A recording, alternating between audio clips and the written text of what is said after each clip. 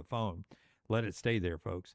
But Chris Sims is like really good friends with Shanahan and his wife called and immediately sent him pictures. And really, really close to losing the eye, which is kind of insane. Which means you were pretty close to losing Kyle Shanahan, probably. Oh, yeah. I think it was far more serious than maybe it initially appeared. And I think on the police report, they did list it his phone was in use at time of the accident. I know you said he dropped it, but he dropped it because he was using it. Yeah. And that put him at fault in the situation. And initially the police report. So as the pretty crazy layers have been peeled back here. Most people wouldn't own it. Like, there's a chance that cop could be a 49ers fan, and he's like, I don't see anybody at fault. And Shanahan's like, no, it's me. Yeah, I mean, it was a very, very serious story, obviously. We're about to give you cut 17 and 18 from Big Ten Media Days, Lincoln Riley, to talk a little USC here. But one note, yesterday, Indiana got a top 5 quarterback commitment for 2028. So here we go. Now, you don't even have to maybe not go to the portal here in the future.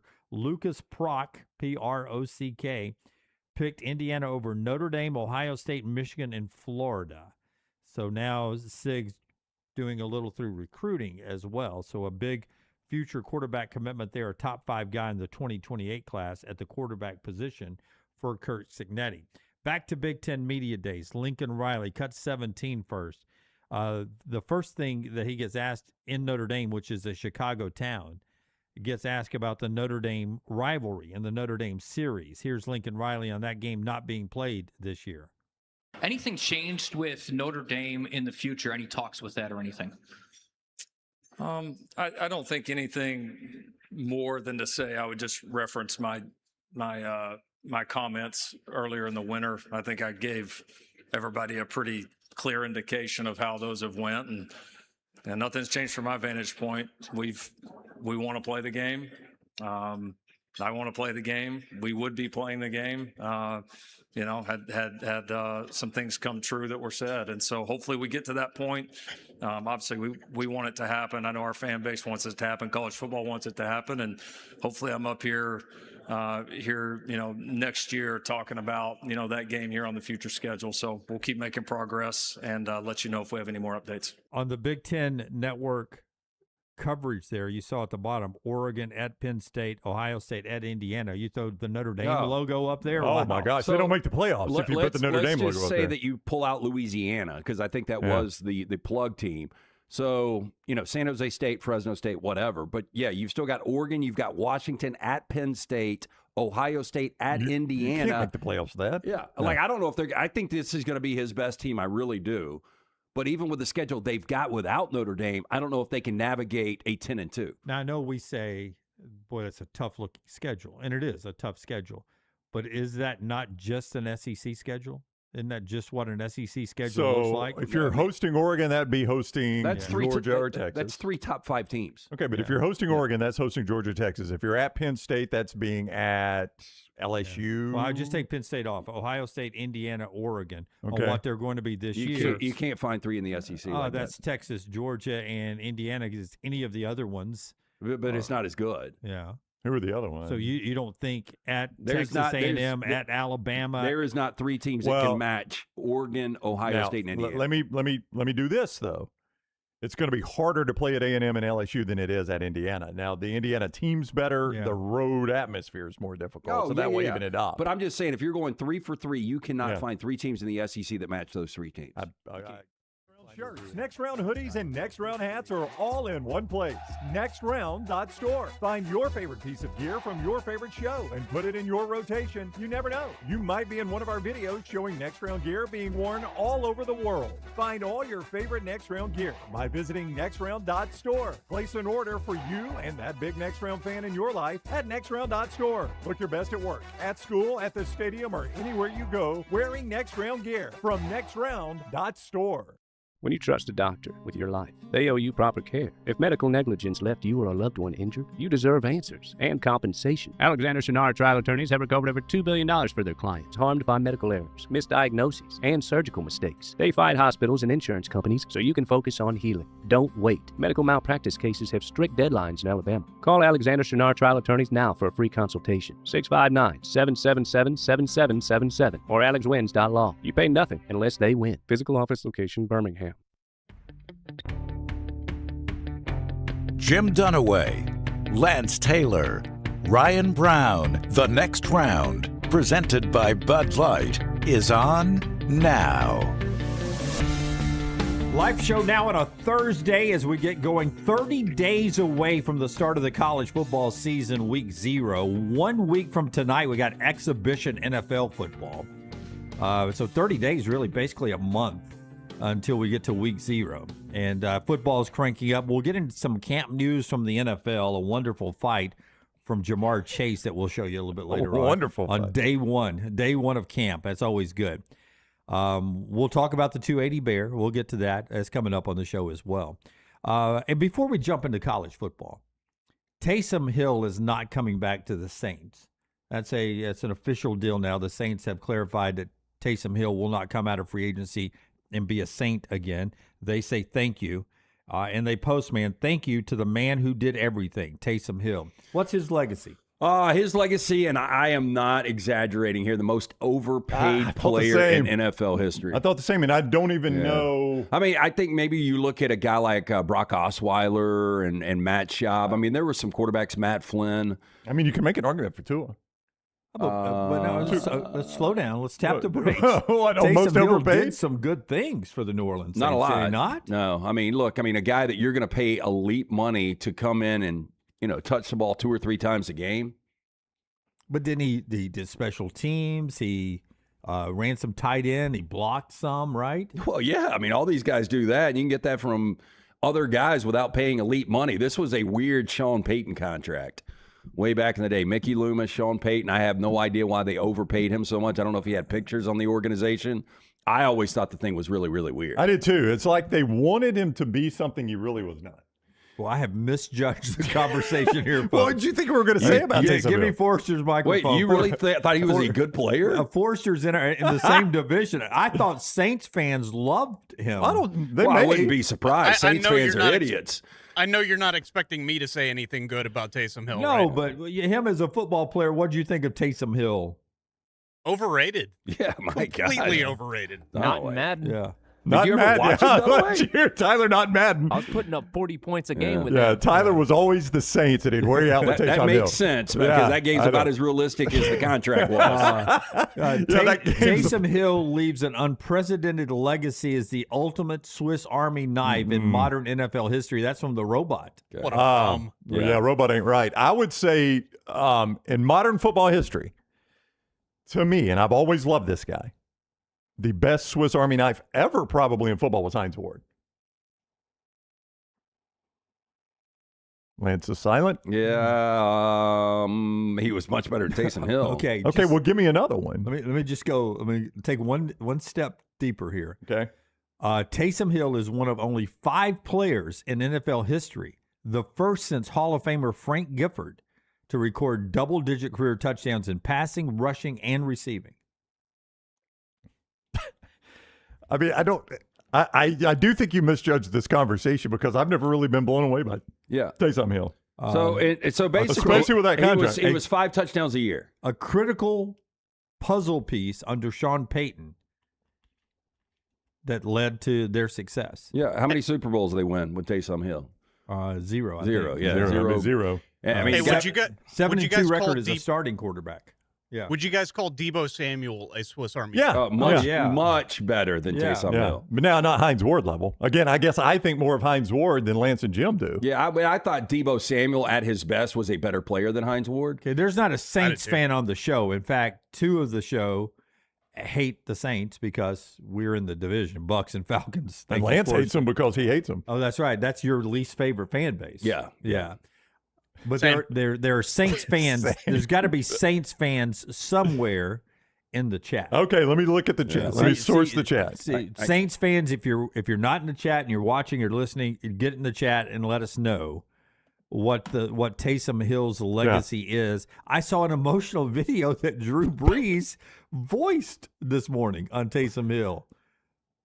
I misread. I mean, I knew Lance would not like him because he's a Saint. No, I mean, I'm just being. I've said this when he signed his original massive deal. What are they doing? It made no sense. No, I'm with Lance on this, and I don't have any strong feeling about the Saints. I don't love the Saints. I don't hate the Saints. The Saints are the Saints. I don't really care. I mean, he signed a 4-year, $40 million deal. That's $10 million a year. Yes, thank you, Jim. Yeah. I mean, that's more than Jacoby Brissett was making last year as a starting quarterback in the NFL in 2026. Locker room leader, it says here. I mean, hey, baby. I mean, look, maybe this guy's pulled kids out of a river. I don't know. I just know on the field he's overpaid. Kids out of a river, the Pontchartrain. In New Orleans media, certain future Saints Hall of Famer inductee.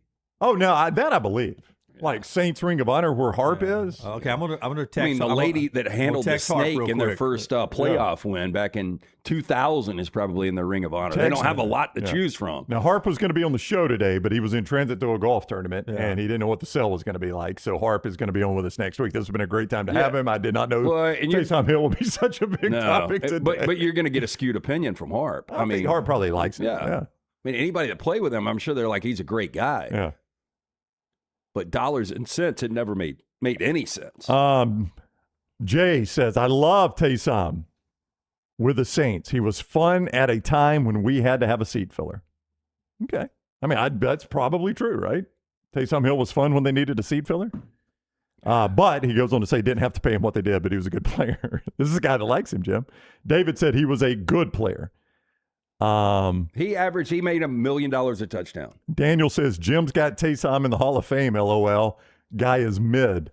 I don't have him in the Hall of Fame. LOL. He's a Saint great, though. And I'm sitting here looking at this Saints Hall of Fame. He's going to be a Saints Hall of Famer. He literally could not make the roster for certain teams this year. Well, I mean, I'm talking about his height. You mean it is heyday? Yeah. Well, I mean, he's a role player. He was a role player. Yeah, was, and again, that's the whole point. Right. Like, the guy was making $10 million a year as a role player. Yeah, but in a league where, I mean, think about what he could do. He could be the running back. He could be the quarterback. He could be the receiver. He could be the tight end. He did special teams. There's not a lot of people that can do all those things. A third-team quarterback. He's probably your fifth or sixth option as wide receiver.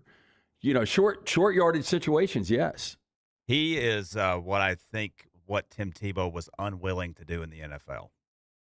I kind of agree with you. Yeah, Tebow just wanted to be a quarterback, and Taysom Hill was like, I mean, I'll throw it some, but I know I can't just be a quarterback. I think this sums it up best from the chat. Now I got to find it again. Barry says, I always thought, and Lance is going to love this right here, I always thought Taysom Hill was Sean Payton's see how smart I am player.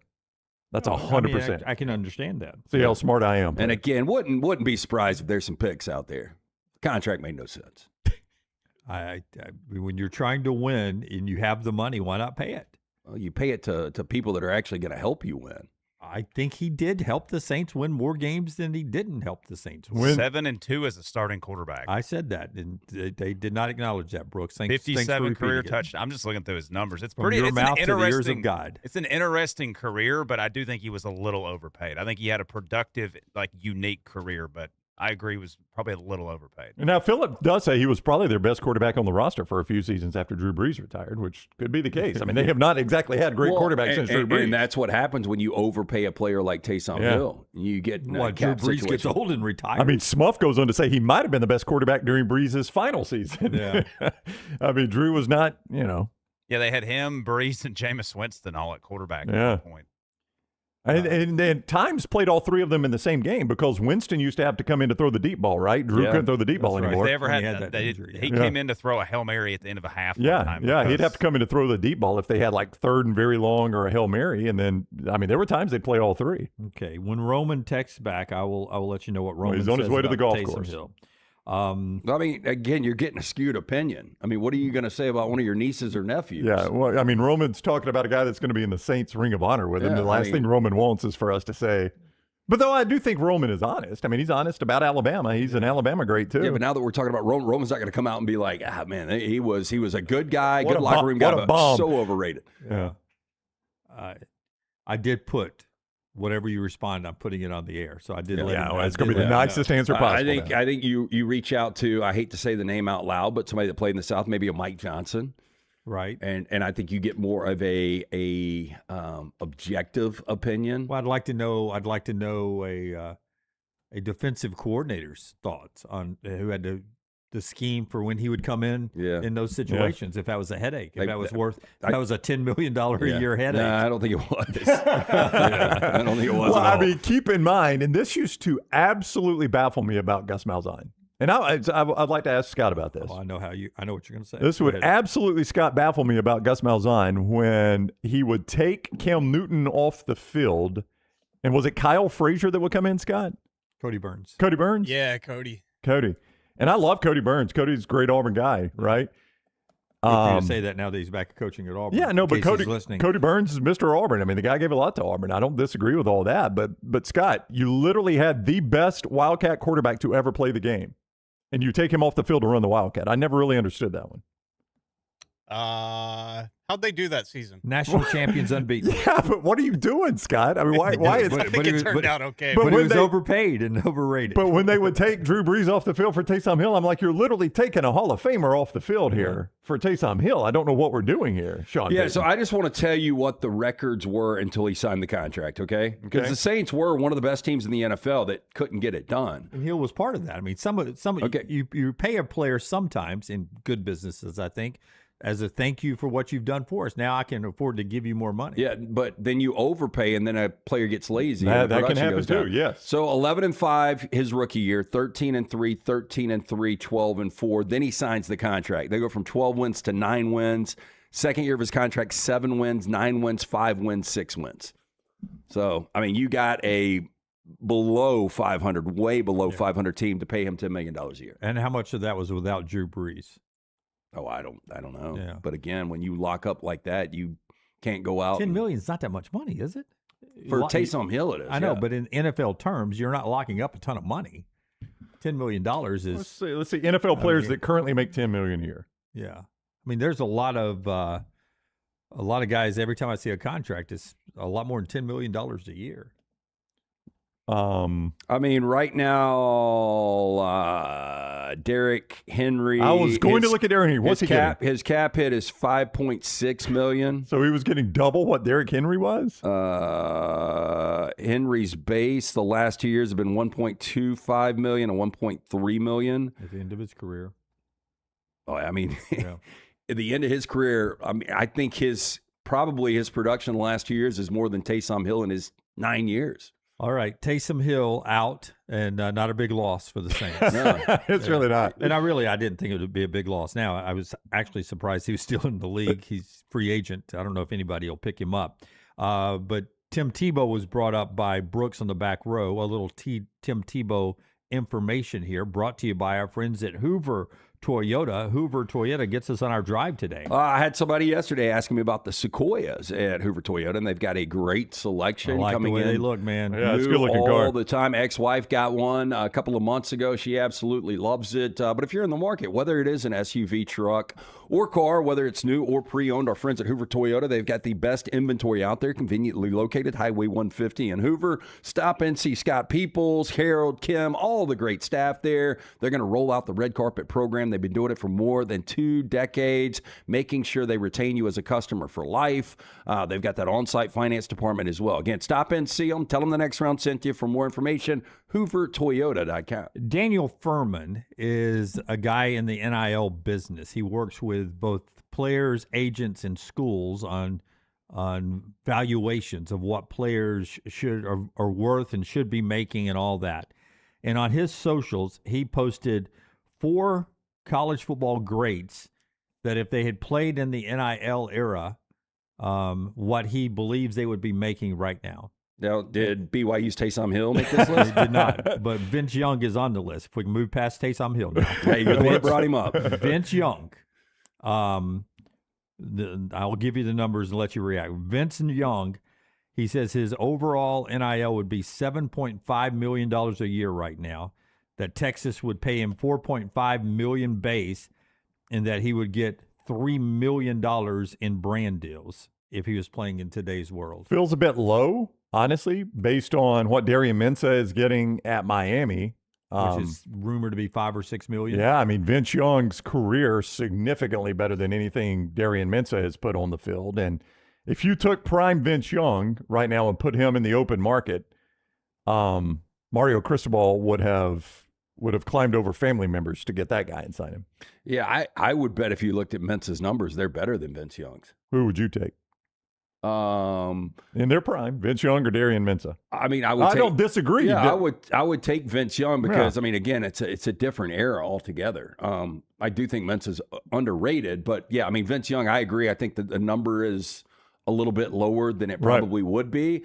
But again, you've brought this up, and I agree. It's like Mario Cristobal from last year. If Vince Young doesn't close the deal against USC, I don't think we think he's as great as he was. Well, we brought that up when Klatt had him as the best quarterback of this century so far. Is that what we did there? I think that's what it was. Is that what it was?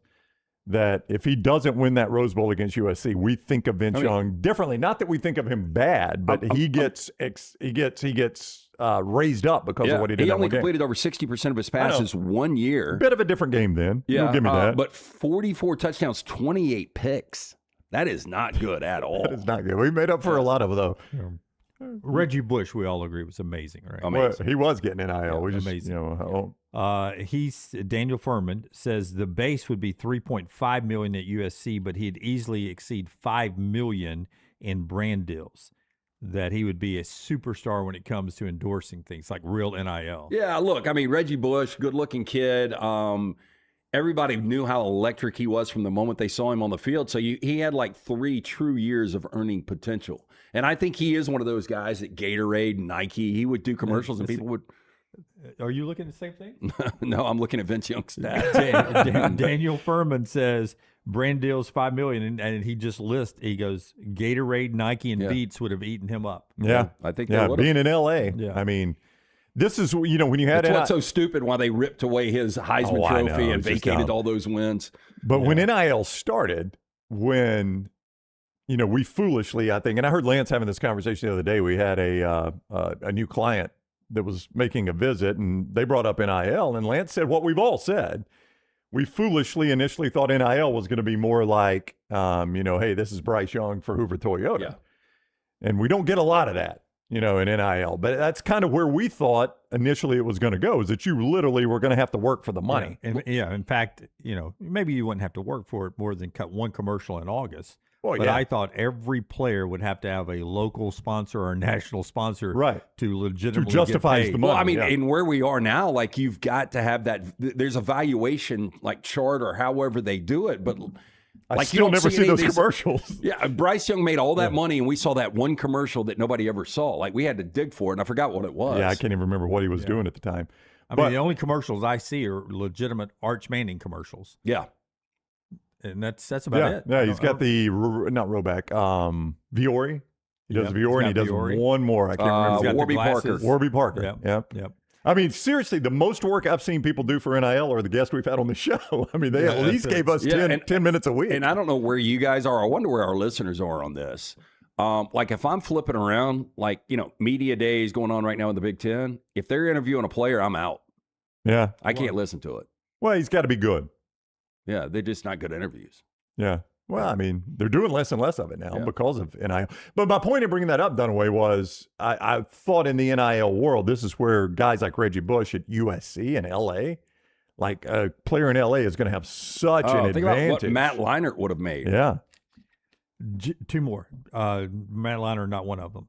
Johnny Manziel would be a $9 million a year guy, according to Daniel Furman on his social media. $3 million from Texas A&M, and he thinks $6 million in brand deals, lifestyle, streetwear, gaming, like Xbox, that kind of stuff, and collectibles. I think he's worth more on the field. Like, if you put Manziel, I mean, give me a team. Yeah, that's the only thing I disagree on Daniel with all these. All of these, I think, are undervalued on his base salary, which is what the teams would pay him. Okay, if Manziel was playing for Georgia this year, and you knew you were going to get that productive Manziel that you saw at A&M, is he worth $6 million for Kirby? He's worth exactly what Mensah is to Miami. If not more. Oh, more. Yeah. I mean, again, Mario Cristobal would have crawled over Darian Mensah to get to Johnny Manziel. Manziel, if you remember. There's not a team Manziel couldn't start for this year. Prime Manziel, I would agree with you. Yeah. He would start for every team in America. Best quarterback in college football. I think even Texas would look at Arch and go, oh, yeah. No, he's better than Arch. Bear in mind, Manziel, the thing that got him in trouble is he did that big autograph signing and got paid $30,000, which back then you were like, Then he wore it out. Didn't he sound like 1,000 different helmets? He signed everything they put in front of him for $30,000, and that was a lot of money back then. And then he says Tim Tebow would be a $10 million a year guy. He would. $4 million from Florida, but he says $6 million faith-based stuff, national enterprise stuff, fitness stuff. His image, his image would sell. Like if I'm Starbucks, I feel like I could lock him into a 10-year deal. You've got nothing to worry about off the field. That's right. I mean, if you saw him sitting on that Chick-fil-A couch. But any training stuff, nutritional he stuff. He would clean up. Yeah, those are the only 4. Now, that would be interesting. Who would you rather have in their prime, Tebow or Manziel? I'd rather have Tebow. On field? Yeah. Oh, Tebow. Yeah. Tebow was the better. To make money? No, I'm just talking about to win games for you. Yeah, Tebow. Tebow was a legit Taysom Hill. Yeah, he really was. He was. But I mean, Alabama beat Tebow in 2009 with a really good defensive game plan against him. And I saw those same coaches in 2012 and 2013 still haven't figured out Johnny Manziel. You're not wrong about that. But they still did beat Manziel. They beat him the second time around like they did Tebow, but they didn't beat him. It was a shootout. I would say in the history of his career, there's not a singular player that has given Kirby Smart more trouble than Johnny Manziel. I can't think of one. Like even Tebow, you can't even say that about Tebow because, as you said, they actually defended him better in 2012 than they did 2013. Who, Tebow? I mean, Manziel? Yeah. Manziel would be a better quarterback today, too. Yeah. So you're saying they defended him better at the game in Tuscaloosa than the game at College Station. You're absolutely right. Because what was that game in College Station? 45, 42? It was 49-42, I think, was your final. I like Dante Moore a lot, but if he was Oregon's starting quarterback, like, Will Stein's system, whew. Yeah. I can't even imagine the numbers he would put up. Hey, Central State, go ahead. Well, I was going to give you real quick Manziel's numbers of that game. 464 pass yards. Against a Kirby Smart, Alabama, Nick Saban team. 28 of 39, so pretty good completion percentage. Now, 464. Did Alabama win the national championship in 13? They did. No. Kick six. Oh, yeah. Oh, yeah. They were going to. Florida State. 5 touchdowns, 2 picks, and keep in mind one of those picks was returned by Vinny Cincinnati for a touchdown, I think late in the first half, if memory serves. Yeah. Almost going to the locker room. Yeah. And of the 464, like 100 of it was to Mike Evans on that one play. I think that was a 90-something yard touchdown play. Yeah. Hard to defend Mike Evans. He's a good one. Yeah. Central State Bank, those guys that had all that NIL money, you know where they should have kept it? Central State Bank. Central State Bank is a bank that is large enough to serve you and meet every single need you have, everything from buying a house to starting that business or anything in between. But they're small enough to know you. They are a community bank right there where you need them to be in your community. It is so different. I was talking with someone yesterday who was dealing with a very unfortunate bank fraud situation, and he's dealing with one of those national banks and just getting nowhere. And I told him, I said, this is ultimate hindsight. You need a community bank, my man. That's who you want to deal with and stuff like this. Somebody like Central State Bank, because they're right here in your community. Central State Bank, large enough to meet every need, small enough to know you. Central State Bank, member FDIC. Connor Smith does a great job with Buckeye Huddle, and he got the soundbite of Big Ten Media Days so far yesterday. Jeremiah Smith, for a couple of years now, almost since he stepped foot on campus, has been perceived to be, and most likely really is, the best wide receiver in the game. Yeah. Most people say that, right? And I think, and not that we've seen this a lot, I think he could go number 1 overall if it's a team not in need of a quarterback. Like if the Raiders drafted number 1 overall next year, Jeremiah Smith probably is their guy. Connor Smith, Buckeye Huddle, got this soundbite from Jeremiah Smith yesterday when he was asked about where he dreamed as a kid of playing college football. I mean, growing up, my dream school was Alabama. When Nick Saban was there, they wasn't recruiting me, though. So, I mean, it is what it is. But I always wanted to go to Bama growing up because a lot of guys at that time from South Florida was going to Bama and having success, like Amari Cooper, Jerry Jeudy, Calvin Ridley, guys like that. Then I got the offer. I think I committed to Ohio State too early. That's why they started, and they thought it was no chance. So, yeah. Oh, wow. He's a more. God, I don't know. Did not think I would hear that one today. Just real quick though, before we move past it, LT. No, I was going to circle back. He wanted to go to Alabama, and Nick Saban then wasn't recruiting him, and I wonder why that wasn't the case. There had to be something there because this guy was a true 5-star coming out, and like there's not a difference really outside of top end speed. Maybe he's got more than him and Julio Jones. I mean, the body type's the same. The unbelievable hands, what they do away from the ball. Like, this guy has got absolutely everything, and it doesn't make any sense. Like, because if you're Alabama, you kind of know where a kid leans, right? Yeah, exactly. And especially, it's not like there's a lot of 4-stars. I've said this on the show for years and years. My buddy Johnny Orr pointed this out to me because I was like, it's a 4-star. And he's like, Jim, he's an Auburn guy. And early, during this period of Auburn, I was like, hey, you guys got a 4-star yesterday. And he was like, Jim. Yeah, it's like this. A 4-star can be the 300th and 80th player, or the 30th, or the 30th. Yeah. Do you on your letterbox? I don't know where you are, Tyler. I do a lot of 4-stars, but boy, to get a 5 from me is a lot. Yeah. My ratings are usually between 3 and 4. But to jump it up to 5, I mean, that's 1 out of every 50 films I see, maybe. Yeah, I'm typically going 2.5 to 3.5 for my ratings. Yeah. 5 is an absolute masterpiece, a movie I could describe as perfect. Yeah, and when we get to viewing menu, I'll give you my rating on The Death of Robin Hood after last night. Now, to be completely fair, Alabama in that signing class did sign Ryan Coleman Williams, and I am not suggesting that Ryan Coleman Williams has been Jeremiah Smith. In fact, it has been the opposite. He has not been Jeremiah Smith. However, coming into, and this is why I think fans probably need to learn a lesson here. If you had lost Ryan Coleman Williams and gotten Jeremiah Smith, people would have been like, what is Nick Saban doing? Ryan Williams at the time is right here in Alabama. Yeah, if he goes to Auburn. Yeah, if he goes to Auburn, but you get Jeremiah Smith. Keep in mind now, Saban has retired at this point. He'd already gotten Ryan Coleman Williams to commit, but then DeBoer had to get him to sign for the DeBoer signing class. But all the recruiting that would have led to Smith coming to Alabama would have been under Saban. Yeah, 100%. So, but I mean, they ended up getting Ryan Coleman Williams in that class, who, by the way, was the 5th player in the nation. Not exactly chopped liver at that time. But today in 2026, it is a battle to get these guys to come. It's all about the bigger check. It sounds like Jeremiah Smith just wanted to go to Bama. Yeah, like Jeremiah Smith, give him an offer. I think he would have taken it. Jeremiah Smith was the number 1 player in the nation and number 1 wide receiver. Yeah. Now I think people there's something there. Still get excited about that. Don't get me wrong, but got to be something there. Dunaway, I know you're alluding to this. There has got to be something. I don't know what it is. Yeah. I don't know what it. But Saban does an amazing job of evaluating talent. And you texted Harper, text Saban, and asked him why. What was the stink on Jeremiah? But I mean, he said it. He said, I committed to Ohio State probably too early, and Alabama thought there was no chance of getting me. That does not sound like Saban. Like, I mean, when did Saban ever give up on guys they had committed? In fact, I mean, that makes it more of a challenge. Yeah, from what I've heard from guys that have worked for Saban, if a guy was leaning one way or committing, boy, you just doubled down on the recruitment at that point. I mean, that's when you really went after him. But again, in revisiting this, he may have, at the last moment, when Saban retired, he may have said, I'm going to go to Ohio State. This is the exact player Georgia needs. Kirby should have been like, hey, no, you wanted to go to Bama. I was there for a long time. I can tell you Saban stories all night. This is Come Bama. sign with us. Yeah, we built it just like Bama. I'm basically the new Saban. Yeah. Come play for me. This is the new Bama.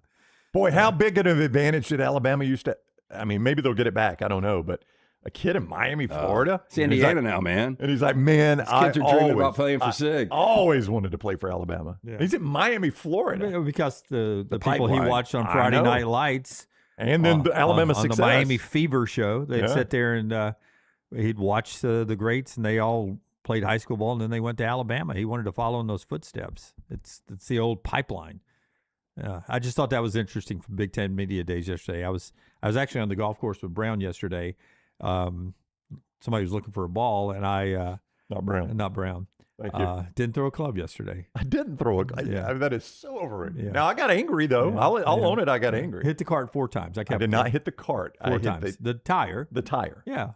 That's part of the cart. How many sodas did you throw? Sodas? 0. Yeah. Didn't drink it. I was smacked. all water yesterday. Seriously, if I say he hit the cart 4 times and he said, no, I hit the tire, do you guys consider? Yeah. In the chat room really hit the quick. cart. Do you consider the tire part of the cart? Let me Yes or no? explain this. Definitely. Would a 3-year-old say daddy's upset? No, yes. I was upset.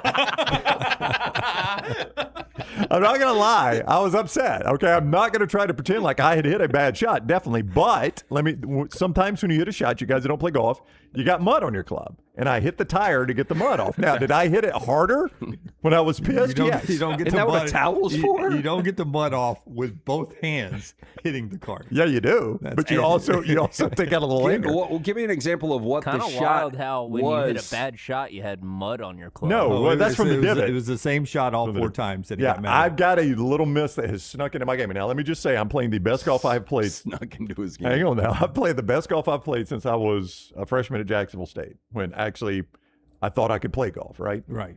Are you until the be golf honest, coach? Are you playing more now than you played then? Oh no, we played every day then. Yeah, I mean, Coach Hobbs. I mean, how many days do you get off now? At least the course is closed on Mondays. Yeah. So Coach Hobbs played us every day. I mean, we played every day at Jacksonville State, and that's different story there. So I'm playing as well as I have played since then. So I'm very excited about that. But I've had this little miss sneak into my game, and Jim saw it a few times yesterday where I'll just miss one right. Like I hit a draw. You'd say I hit a very reliable draw, right? Everything moves right to left. Except for those 4 shots. Except for like 4 shots yesterday where it just starts on the line I wanted and does not draw. Yeah. Take it to Coach Ned.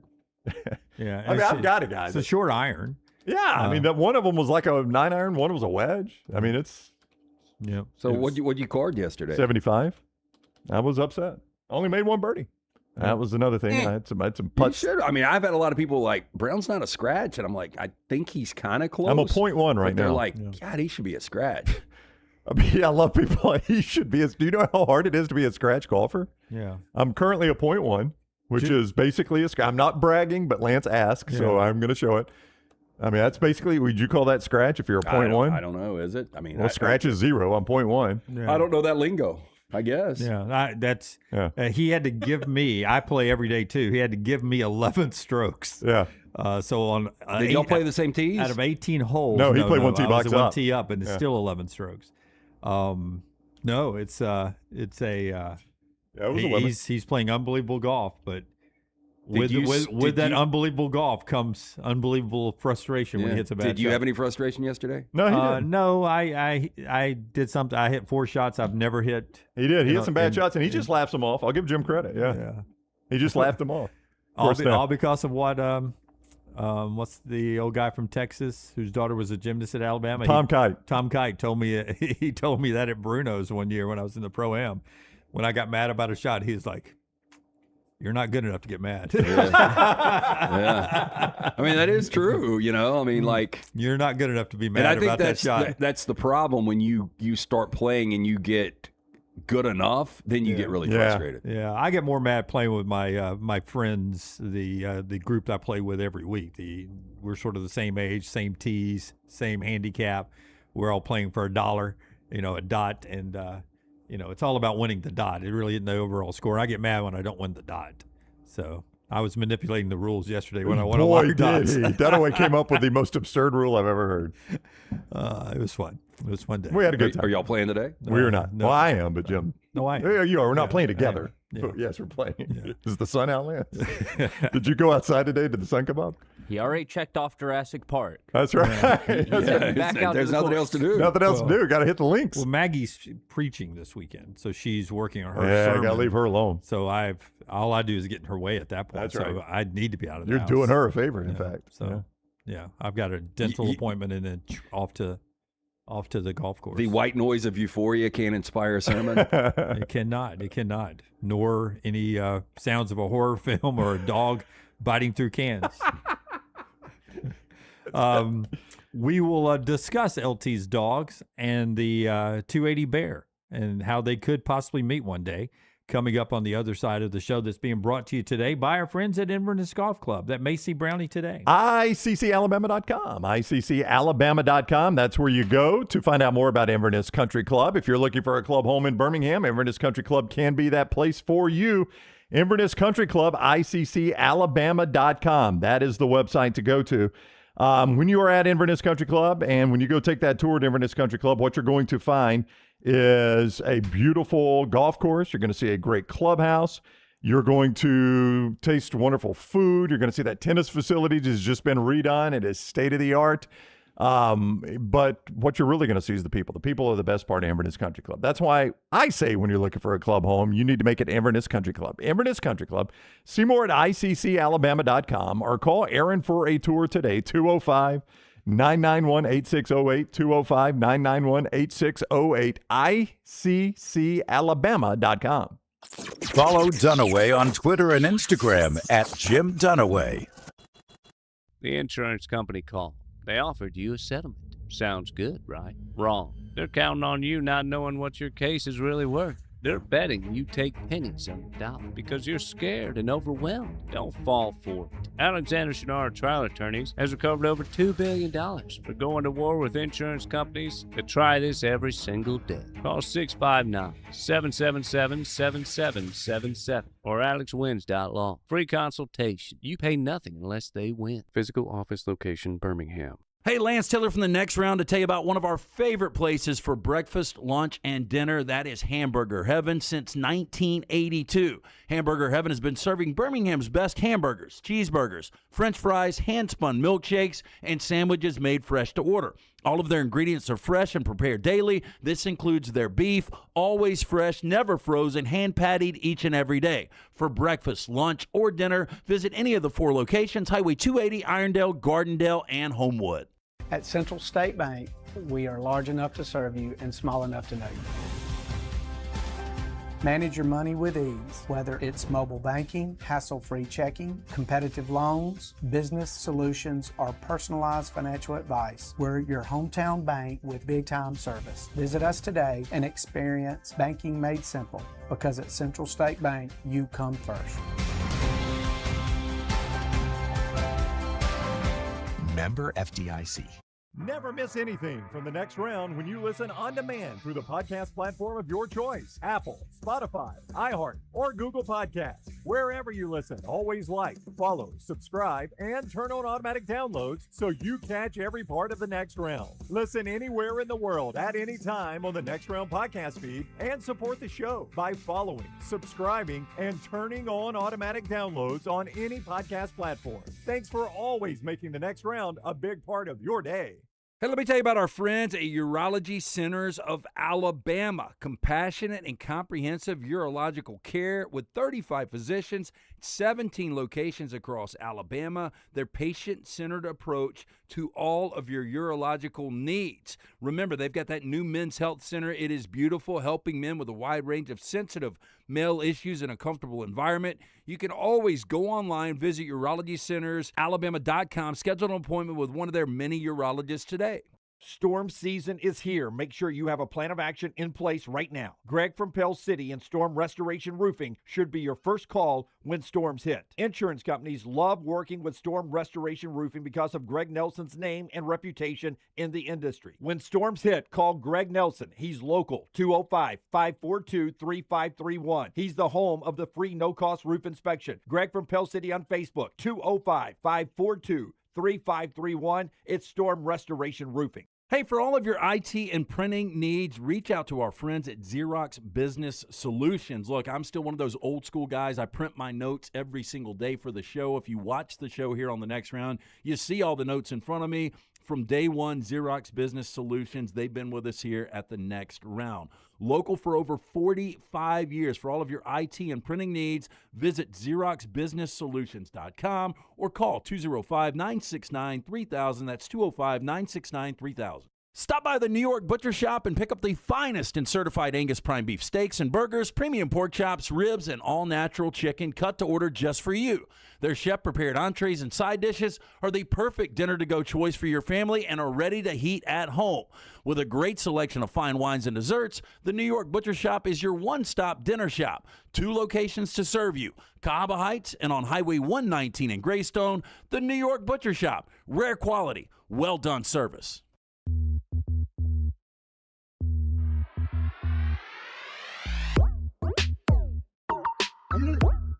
Back with you on the Next Round. Before Forrester pulls up the old Black Bear video and everyone chimes in on that, I want to show you the fight yesterday at Bengals camp. Jamar Chase gets into it with a DB. Look at this. This is WLWT, the NBC station, Channel 5 there in Cincinnati. Chase rips off a helmet and they're in helmets, guys. There's no pads. There's no anything. And a couple of the DBs and Jamar Chase are chewing each other out there. That's day one. Day one. That's helmets. That's no hitting, no contact on the star. Yeah, I think they forgot how much that heat. Like, I don't know how you guys play golf in this heat. Just trying to swim laps in my pool in this heat. First world problem. But they get out there and they're like, damn, we've got another month of this. I know. At least on the golf course, you occasionally drive the cart and it, a little wind blows on you and cools you off. But, I mean, you're right. When you're out in football, even no pads done away, I mean, it's got to be miserable. The best fights in the NFL are when they'll start doing these combined team practices. Oh, yeah. DJ Turner is the DB there that got his helmet ripped off. I don't know what DJ did to Jamar. Yeah. Other than probably shut him down on a drill and kick the ball away from him. Nothing makes wide receivers madder than keeping the ball away from them. I don't know who Cincinnati's first preseason game is, but that team will show up in town or they'll go to their town and they'll do those joint practices and there will be an absolute brawl. Almost every one of those has a brawl. You think DJ said Taysom Hill was overrated? Yeah. You're no Taysom Hill, Jamar. The show being brought to you by our friends at Storm Restoration Roofing. Greg from Pell City, great sponsor of the show here, and a great guy to know if you've got a home and you're in charge of a roof, keeping it over your family's head, because Greg will help you do that. He's got his own family with 10 kids, and he's been keeping a roof over his family's head for a long, long time. Over 20 years locally owned, stormrestorationroofing.com, A+ rated with the Better Business Bureau. Here's the first thing Greg does for you. Because he cares about local families. He gives you a free, no cost, no obligation roof inspection. Absolutely free. He'll come out and take a look at your roof. 205-542-3531. That's his cell number. You can call him up or text him. You can text him, 205-542-3531. Maybe you're like me. You don't really like talking to people. You'd prefer just text with them. 205-542-3531. Or you can go to his website, stormrestorationroofing.com. Storm damage repairs, roof replacement. But really, you need to know what's going on up there first before, your roof may be 3, 5, 6 more years left in it before you need a new roof. Greg will let you know that. And he's got a soft wash program, too, that can make your roof look better. StormRestorationRoofing.com, 205-542-3531. Greg from Pell City on Facebook. All over Facebook in our area here in Central Alabama. We're not known for bears. If you're watching us around the country, we're not known for having a lot of bears in our area, but there are bears in our area. Greatest bear of all time, though, right? Bear Bryant. Bear Bryant. It was Bear Bryant. But there are bears in our area, and one has been making the rounds on Facebook and social media. Give me Forrester's microphone. Is that Hunter Bussey? Did Hunter take this, or is he just sharing the picture there, Forrester? No, Hunter took this. I think Bubba was on some podcast locally here on 280, and that was just out of the studio there, just right outside their studio. Yeah, the right side podcast I think he was on, and so that's a bear right here on 280. Height and measurement on that bear right there. It's about a 6-footer. It's a beautiful bear, actually. That's an old black bear. Yeah, that's a black bear. Not as dangerous as the grizzly. That is dangerous around. I mean, look, you wouldn't want to tangle with it. Yeah. He probably would tear a pet apart. Bullet did get out for a little bit yesterday, and I don't want him. And I think this is kind of in our area. Yeah. What are you proposing here? More on that. Make sure that Maddie doesn't let chili on. Okay, let's go ahead and get into that. So before we show you actual video, I was saving that for the end, but we'll go ahead and discuss it now. Bullet versus the bear. Well, you need to put chili. Bullet is chili versus the bear. The bear would tear the ass out of chili. I mean, she'd give it a shot. But yeah, I would definitely take the bear here. If you missed the show yesterday, Maddie would be cheering, as I told Brown, for the like bear. a 1977 Alabama fan. Yeah. I'd be cheering for the bear, man. I will say it was a pretty good day yesterday outside of Bullet getting out one time and doing his thing. Were you aware, Lance, that this bear was near you? Because this bear was initially spotted. One of the first places I saw it spotted was right outside Lance's neighborhood. That's right. That little corporate development. Yes, that was one of the first places. That was the first thing I thought when I saw it. That's really close to Lance. I think it was heading to Sonic, right? Yeah. And across the street at Lee Branch. Yeah. This is where this video is from. Yeah, that's. Oh wait, is this legit? That's 100%. That's from James Spann. I thought it was AI at first. That's near. That's the Publix I go to right at that place. Okay, he's only he's more of a Noah Fafita. He's under 6 feet for sure. Oh, we list him at 6 feet. You think that's a small bear? Yeah, 6 feet in the media, guys. He's probably maybe 5 feet.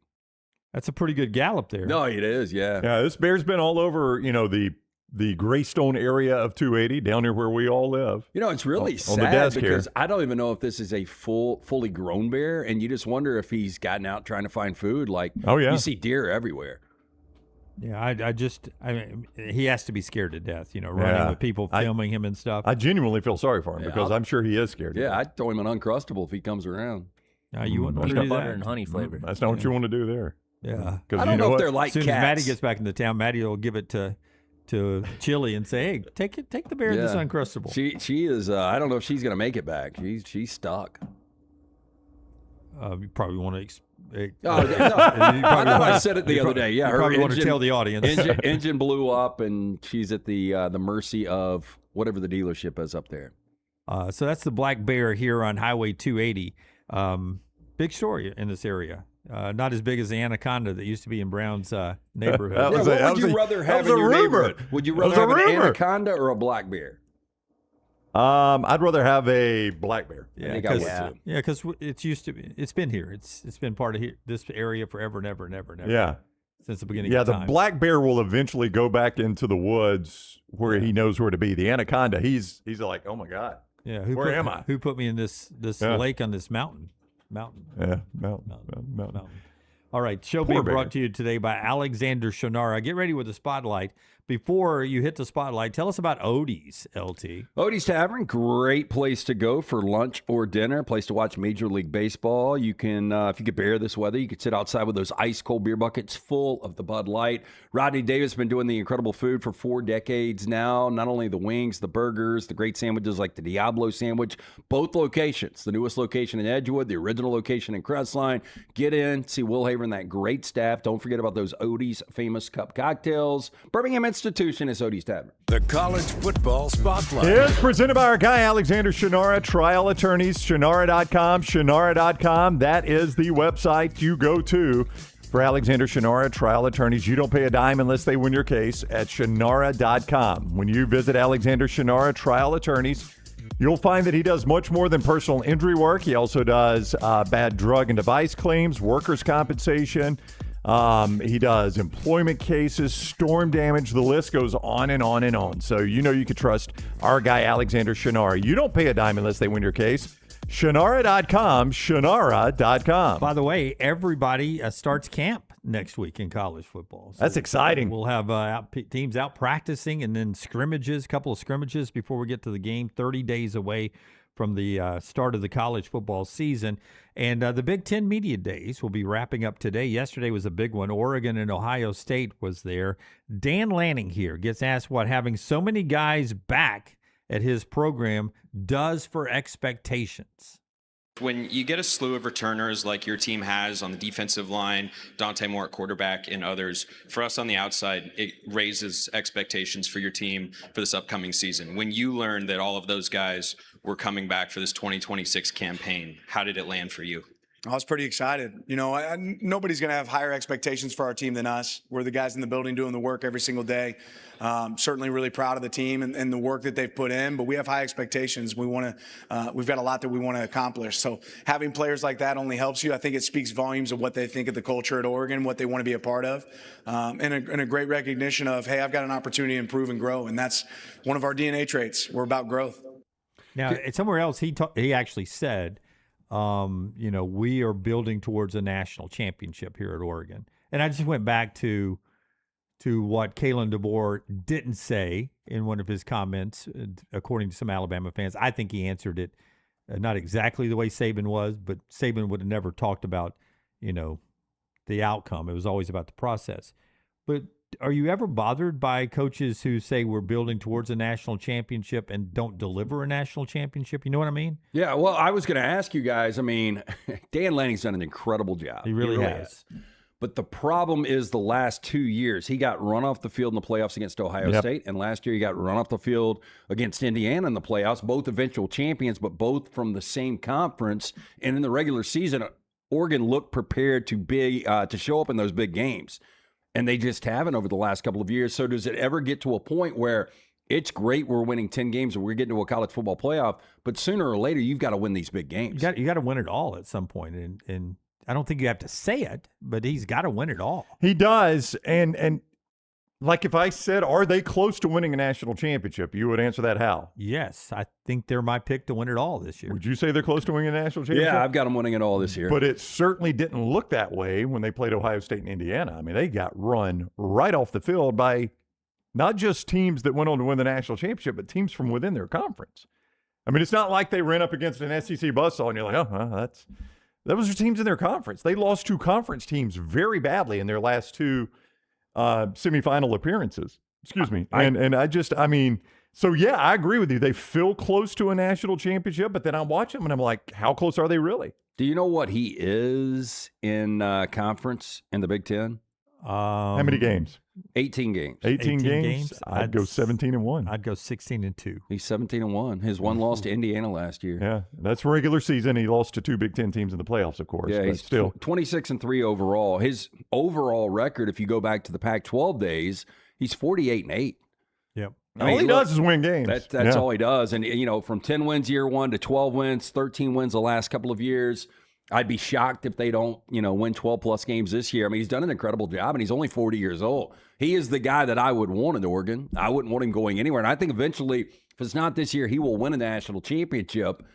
But I just wonder when Oregon fans are going to start to say what Ohio State fans were saying with Ryan Day, like, this is great, but where's our championship? Well, the difference there is Ohio State fans had tasted it before, and Oregon fans have not. So there is a difference in the feeling, I'm sure. But at some point, Oregon fans are going to be like, where's ours? But even more frustration at times, Yeah, maybe so. If you've been an Oregon fan for the last, let's just say you're our age. I mean, you saw what Bellotti, even Rich Brooks came in, terrible program. Rich Brooks comes in, then Bellotti, then Chip Kelly, then the Helfrich. Even Helfrich had success. I mean, they played for a national championship. Yeah. I mean, everybody that is coached had some success. Even the ones that quote unquote didn't work out, like Showboat Willie. I mean, he had success to a certain extent, right? Yeah, he was one and done.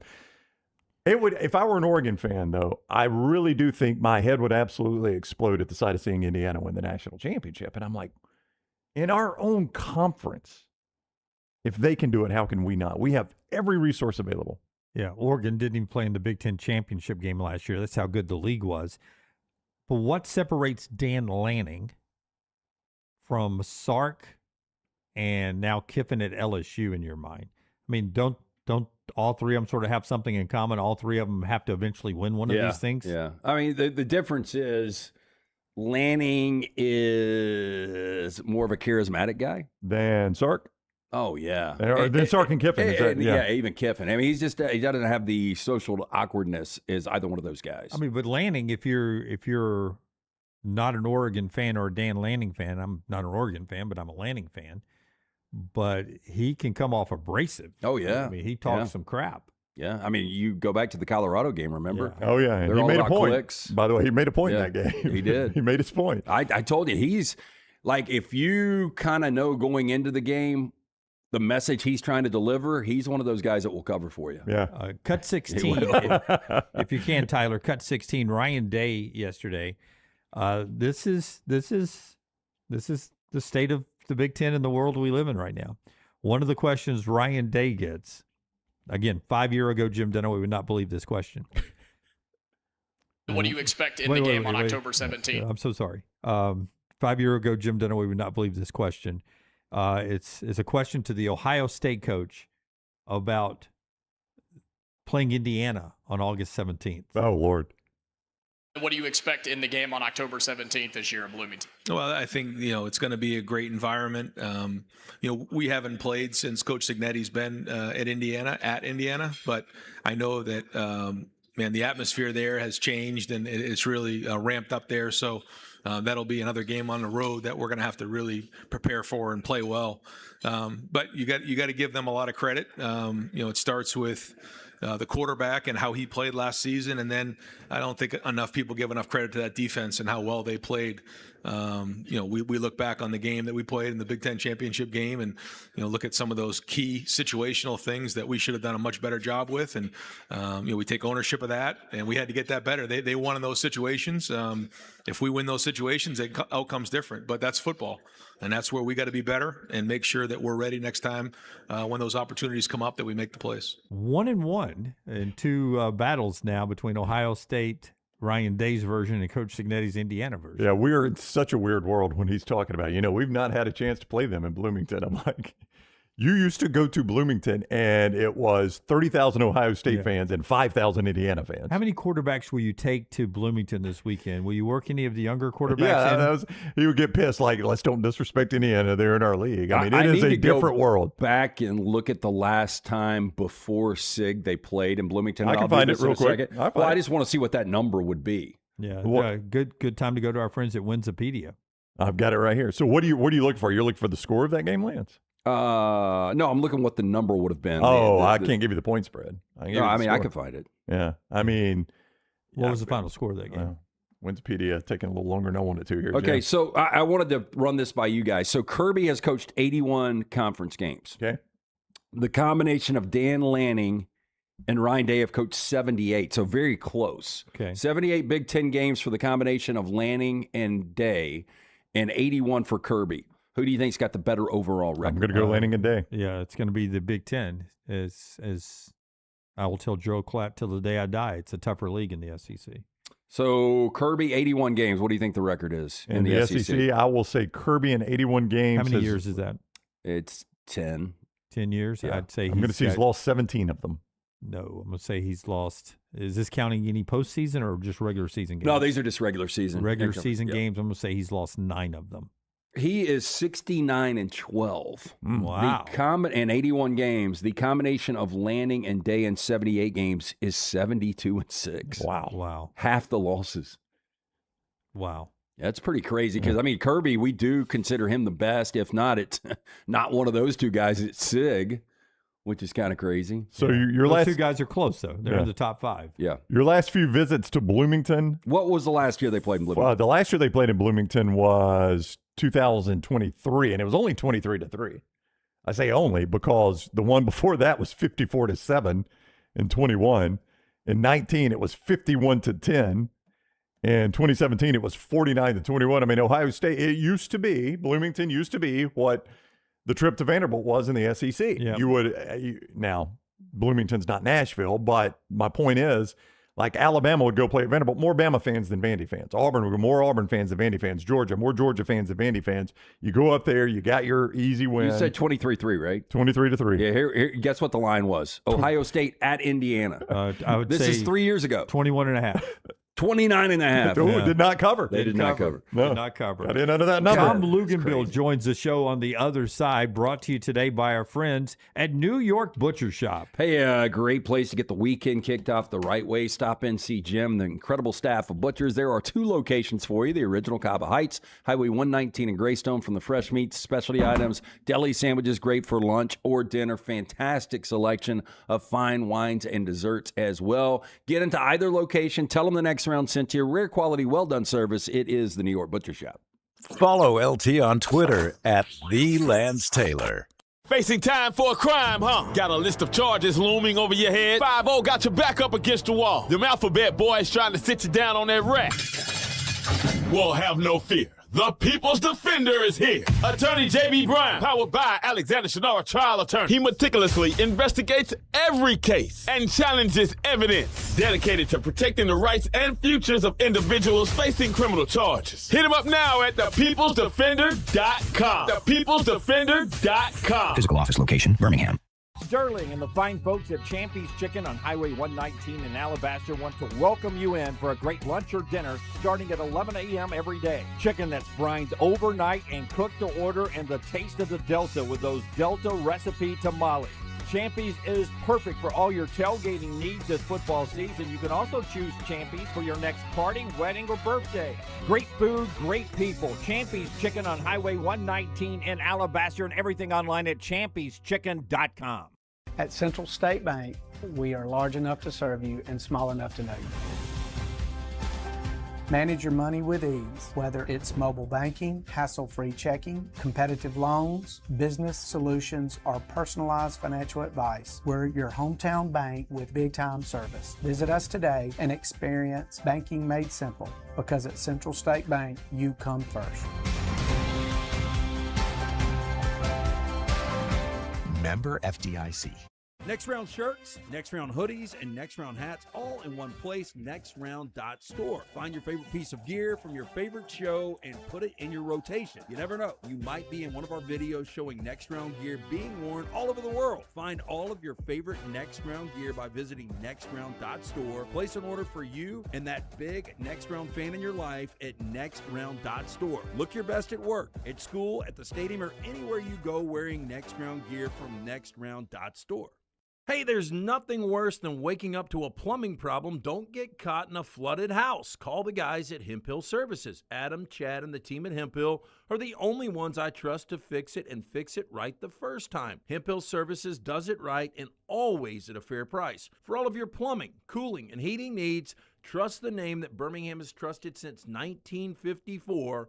That is Hemp Hill Services. Call now, 205-229-2090. That's 205-229-2090. Remember the name Way to Wellness if you're battling weight loss in your life. I'm Jim Dunaway from The Next Round. There was a time I was over 216 pounds until Way to Wellness helped me lose 45 pounds, and now for over 2 years, they've helped me keep that weight off. Here's their website, aplanforme.com, aplanforme.com. That's a great name for a website because there's no cookie-cutter plan. Everything is designed specifically for you. No contract, no sign-up fees, and your first consultation is free at Way to Wellness. Stop by the New York Butcher Shop and pick up the finest in certified Angus prime beef steaks and burgers, premium pork chops, ribs, and all-natural chicken cut to order just for you. Their chef-prepared entrees and side dishes are the perfect dinner-to-go choice for your family and are ready to heat at home. With a great selection of fine wines and desserts, the New York Butcher Shop is your one-stop dinner shop. 2 locations to serve you, Cahaba Heights and on Highway 119 in Greystone. The New York Butcher Shop, rare quality, well-done service.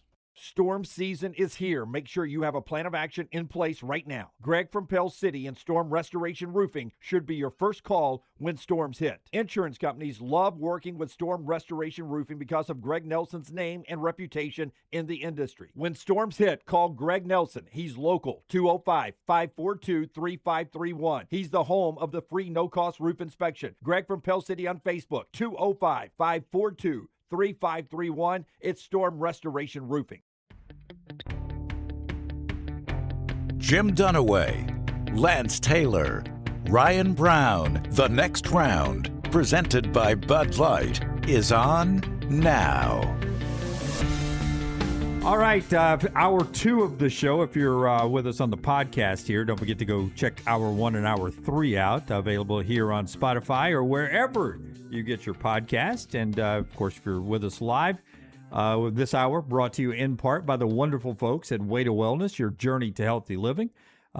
Leslie, her board-certified team, talking with her a couple of times this week, can jumpstart your weight loss. If you get up to 216, 217 like I did, you want to lose a little weight, she can help you jumpstart that weight loss and get you some healthy numbers when it comes to cholesterol and other things, injection therapy, meal replacement. I use these protein bars to keep from bad snacking. It's all right there, Way to Wellness. Planforme.com, no contracts, no sign-up fee, and your first consultation is free. ESPN's Tom Luginbill joins us now as we creep even closer to college football season. Welcome in, Lugs. How are you today, my friend? How are you lads doing? Doing awesome. You doing all right?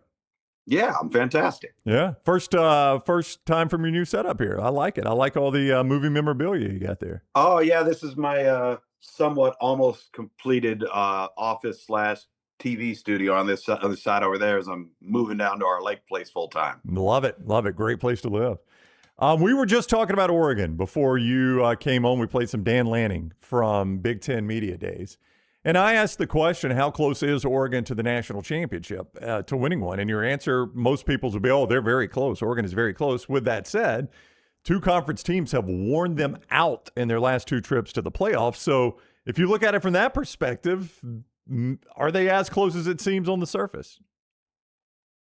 Yeah, I know. I think a lot of that is, the matchup when you catch them. Are you out of gas? Are you peaking at the right time? I think, with Oregon, maybe you haven't quite peaked at the right time. I think their talent base is national championship caliber. I had their opening playoff game against James Madison.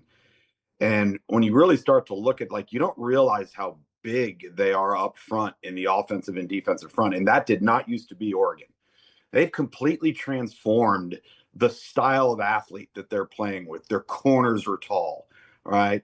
They've got depth at running back. Their defensive front, particularly on the inside, is massive.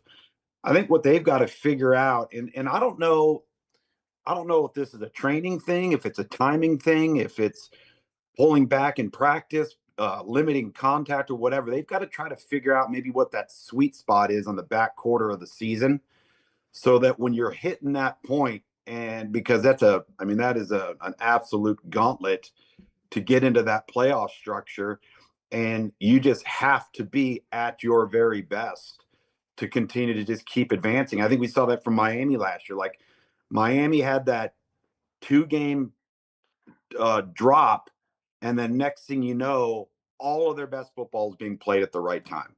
And I think that's where Oregon needs to get to. Lugs, I think if you asked 100 different people involved in college football at the end of the year, who will be the best quarterback? And I think right now you get answers from Trinidad, Dante Moore, Arch Manning, Julian Sayin, Darian Mensah, CJ Carr. I ask you every year, though, going into the season, one quarterback, one game, who is your guy this season? Trinidad Chambliss. Of all of the guys you mentioned there, he is the most consistent blend of passing purity and dual threat dynamic running target. Those two things, I think, are what kind of separate him. And I've seen Darian Mensah in person a lot, and I think he's really, really close right there, and for the same reasons I just mentioned. But there is something just so dangerous about Trinidad Chambliss, and I think he's an undervalued downfield passer. And you just mentioned a ton of really, really good players, all guys that I think could have bright NFL futures. But when we're talking about the college game and what a guy brings, I think that guy is really different. I love where USC is going into this season. It finally feels to me like that Lincoln Riley has his offensive scheme working at his new place like it was at Oklahoma. What do you think USC is? Can they be national champions?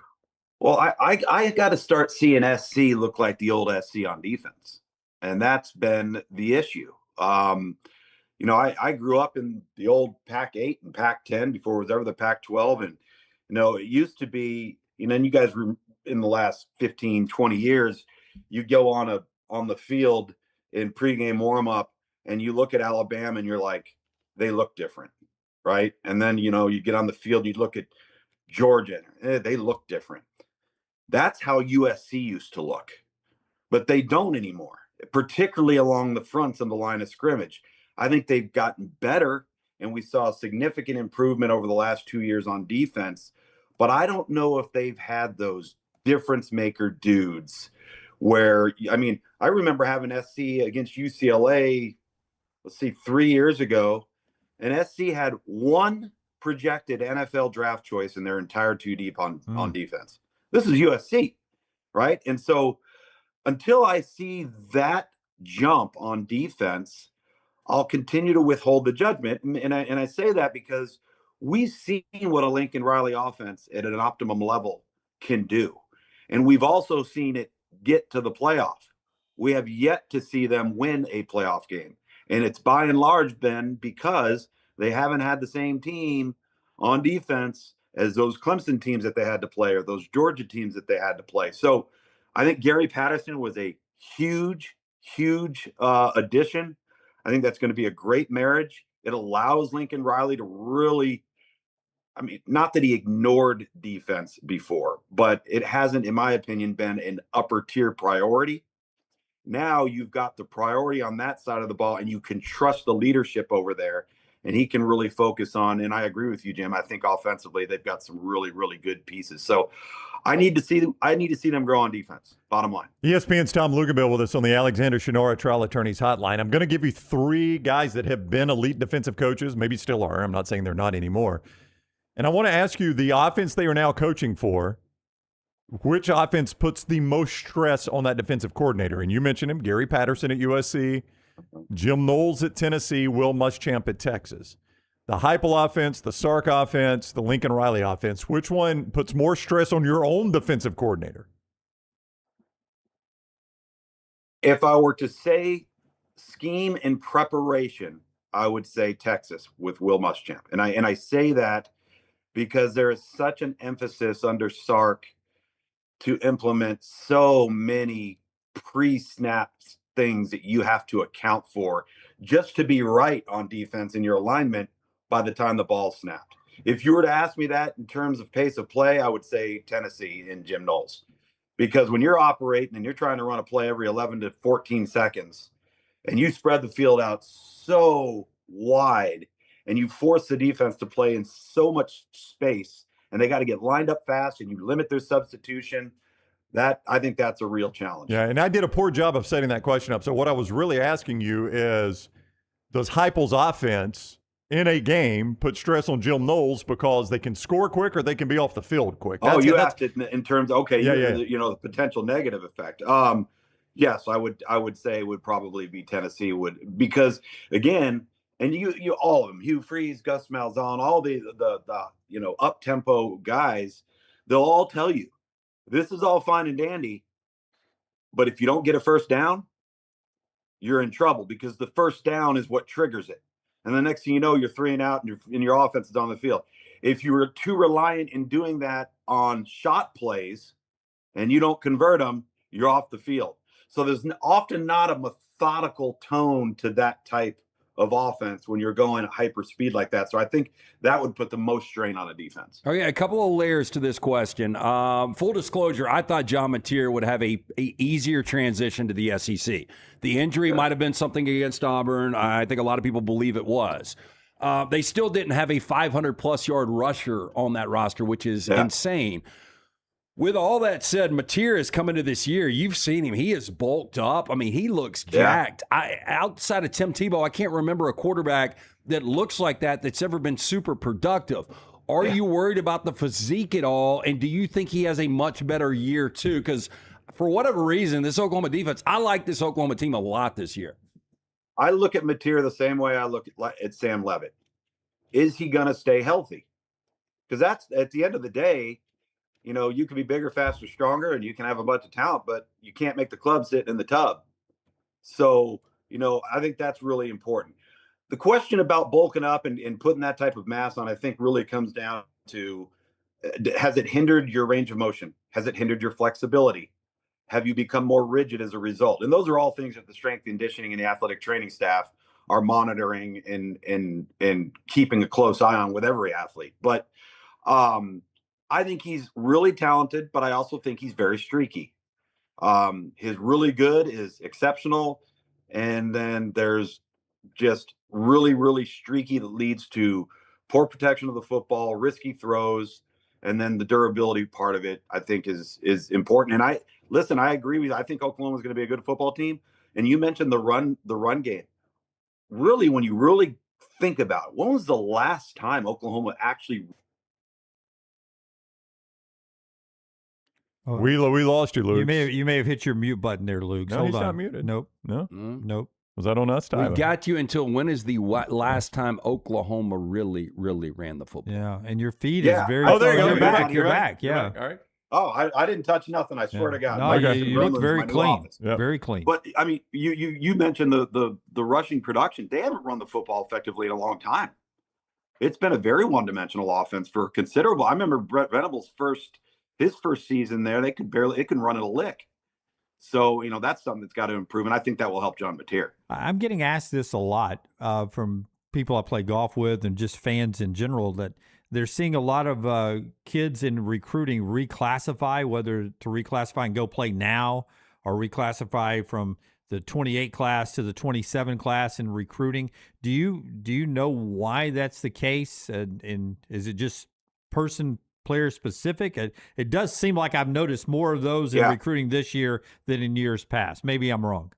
Well, I think if they find out that academically they're advanced and on schedule to graduate early, they're probably looking at it because they all think they're going to the NFL, right? And they're all seeing dollar signs, and they're figuring, okay, well, if I can get into school and play my freshman year at 17 years old versus 18 years old, and let's say I'm a 3-and-out guy, and that gives me more longevity at the National Football League level. It gives me an opportunity to start earning money at the collegiate level earlier. I think it's really as simple as that, what it comes down to.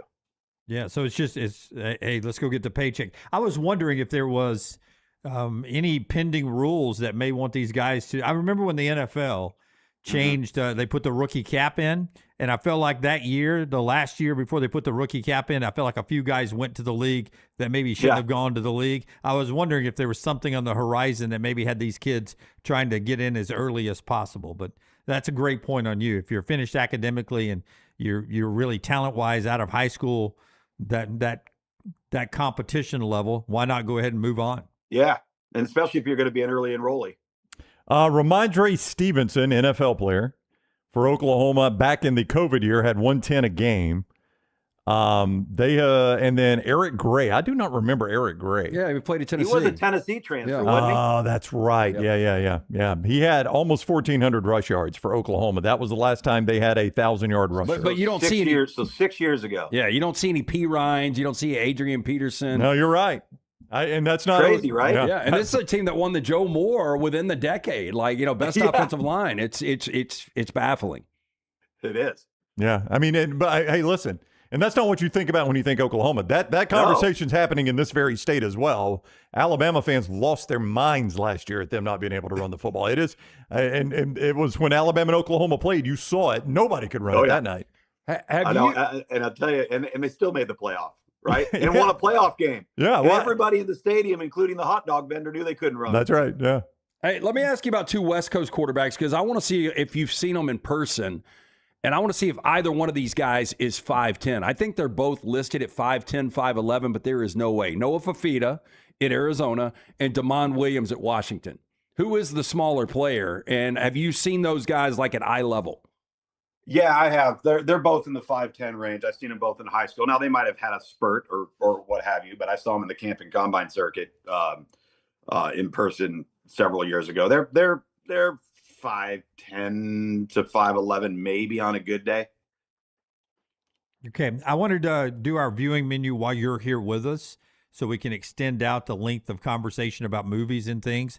Tyler will back end it, but it's brought to you by our friends at Michelson Laser Vision. Yeah, 205-969-8100. Make that call. I made in 2003. I had the 2200 vision, was legally blind without the aid of contacts. After the procedure, 12 minutes for both eyes, 2015 vision, better than 2020. Make the call. Ask for Amy, 205-969-8100 or michelsonlaservision.com.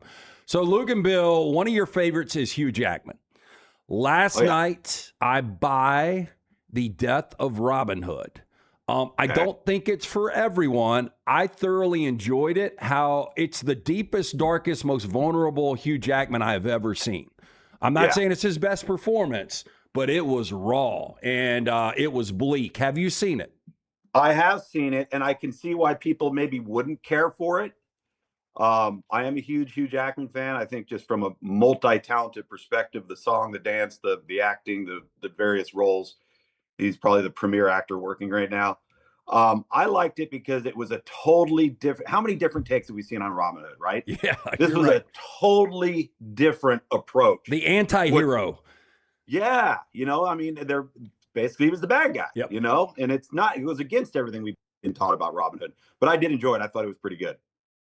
Yeah, I want to see it because of that reason. It sort of reminds me of the first Batman's, and Batman wasn't the villain, but you're not going to like it. That was a darker, this one's darker side of Batman. Wow, yeah, both me. Tyler and Lance say do not do it, Jim. Okay, don't do it. I mean, it's dark where you really crave the moments where he's just like stringing his bow and teaching kids how to hunt or trap or just farming. Yeah, those are the best parts.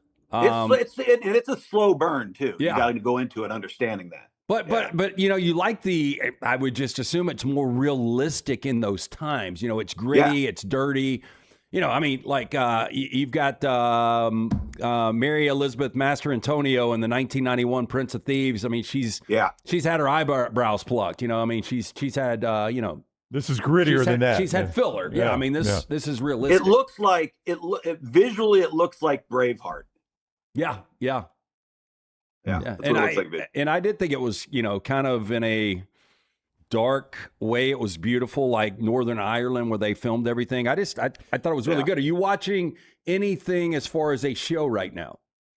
Cape Fear Yep. Watching Cape Fear. I've really got enjoying that. two more to go on that. Yep. Just started the new one that launched on Apple called Lucky with Anya Taylor-Joy. You guys taking a look at that yet? I'm one episode in. I have not been moved to click episode 2 yet. Yeah, I'm on the fence. I've thought about it. Okay, I enjoyed the first episode. We haven't started the second episode yet, but it was enjoyable for me enough for me to pursue, I guess. Lioness season 3 starts on Sunday. I enjoyed the first season, but I tapped out for whatever reason. I don't know. What? Yeah. Oh, season 2 is even better than season 1. I need to go back. Yeah, I think you need to go back. I think Silo season 3 has been better than season 2. Season 1 was good. Yeah, I like Silo. Silo's very good. Seems to be really good right now. I enjoyed that. Did you see have you guys seen The Odyssey? Yes. Here we go. I have not. Lance and Tyler have strong opinions. Yeah, on we this. agree on this, me and Tyler. Luginbill, I don't know where you are. First of all, I said Christopher Nolan did a really good job with it. I don't know any director that could do more with it. It's just such a massive project. It almost would be better if Netflix wanted to spend, $300 million and do 3 years, 3 different, seasons of it. Sure. I thought it was really, really solid. I gave it, like Tyler, a 4 out of 5. I mean, it was good. Do I want to go back and watch it? It's not a Gladiator. It's not a Braveheart. I don't think it holds up to those other epics. I'm with you. I really enjoyed it and I liked it. And per usual with Christopher Nolan, he does such a good job avoiding, when he can at all costs, using CGI, using AI, all of the practical sets and the practical effects. And, the giant Cyclops was actually a built thing. That's how cool is that, right? So I enjoy it. I thought the Trojan Horse was really well done. But what would I have to pay you to get into the Trojan? If I gave you Kirk Herbstreit money, would you get in the Trojan Horse for that long? No, I need McAfee money. Okay. Okay, there you go. There is a price. That was pretty awesome, though. Like when they're all in there and they're poking the spears through. So intense. Yeah. And they're shitting on each other. Oh, terrible. Yeah. Oh, terrible. Yes. But that's realistic, right? That's what would have had to happen. I guess. Yeah. I don't know. It is that was a long journey, though, man. I thought he did a really good job of keeping it going. Like I never got bored. I never felt it dragged. And Matt Damon and Tom Holland were both great. Did you see where USC, their social media director, decided to send out Our Odyssey Begins September 10th or whatever? Not knowing, you realize it was called The Fall of Troy. Yes, exactly. They did not realize that. No, Tom, they did not.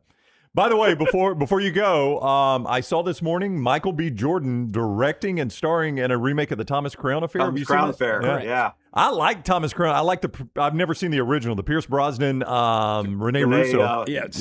I've seen both now. Good. Steve McQueen's better. Steve McQueen's better, but I like the other one. And Michael B. Jordan, that's interesting because he's directing it and is the lead. Yeah. Yeah, it looks good. Yeah, I agree. Yeah. Okay. When are we going to find out who James Bond is going to be? I have no idea. I mean, he's probably going to be your that Henry Cavill guy, right? It better be him. Yeah. He's perfect. Tyler says no. But they already screwed up him because he was perfect Superman. Yeah, I don't know if you can. To me, the best to ever do it, we just saw with Daniel Craig. I don't know if you agree with that. Totally agree with that. So it's going to be tough to beat Daniel Craig. They're going to go with an unknown. Oh, yeah? You think 100%. so? Just don't let them go with a woman. I mean, they talked about that. I mean, you agree. 007 is a man. You got to change a lot of the story if it's not. Yes. I wouldn't be shocked. Yeah. All right, Luke's, man, thanks for being with us. I would love the new setup and excited about lake life for you 24/7 now. That's fantastic. Yeah, about to be an empty nester, man. Daughter goes to App State in about 10 days. Wow. Yeah. Yeah. You and Tanil will know what to do with the time. Parents' weekend in Boone. I bet that'd be fun. I'll be missing those. She might be able to do it. I'll be working. That's right. Yeah. It's soon enough. Well, we're only 30 days away. We look forward to seeing you on the season and on the platform all year. We appreciate you, man. Absolutely. All right. Good seeing you guys. Yeah, you too, Luke. Thank you. That's ESPN's Tom Luginbill on the Alexander Shunnarah Trial Attorneys Hotline. And continuing the viewing menu, Tyler, what are you watching to wrap it up here? Not Henry Cavill. He's not a good actor. Okay. He cannot lead a major franchise. I don't know what the hype is around him. But, that being said, Luginbill is in the movie with Henry Cavill as Superman. So I think he might be biased, but he's part of cinematic history. Today, I will be watching Spider-Man Brand New Day. Got my Spidey hoodie on, and I am ready. You really do, don't you? Yes. Yeah, I'd miss that. This follows off of Spider-Man No Way Home, where the world has forgotten that Peter Parker exists, and he's just going to be anonymously protecting the city of New York as a powerful new threat emerges. And it looks like he's going through an evolution of some sort. I don't know if they're going with the Man-Spider route or a different storyline. But Tom Holland back as Spider-Man, Mark Ruffalo showing up as the Hulk, John Bernthal as the Punisher, Sadie Sink most likely as Jean Grey from the X-Men. It hasn't been confirmed, but that's who I've thought she's been playing for about a year or so now. Zendaya back as MJ, Keith David in an unknown role, and best of all, a possible cameo from none other than Messi. All right. Could be the greatest We're movie not done with of all Messi time. yet, yes. So this might kill the movie. It got 91% so far on the tomato meter, 98% on the popcorn meter. Yep. I haven't really heard much negativity towards it. I'm really expecting a street-level Spider-Man where you get to see him just sort of depressed, broke, and alone. And that is the best Spider-Man story, is when he's just down on his luck. Yeah, kind of like going through back to Hugh Jackman, Logan. Yes, same deal. On Prime, they've added a movie that I've wanted to check out for a while now, called Dog, to its catalog.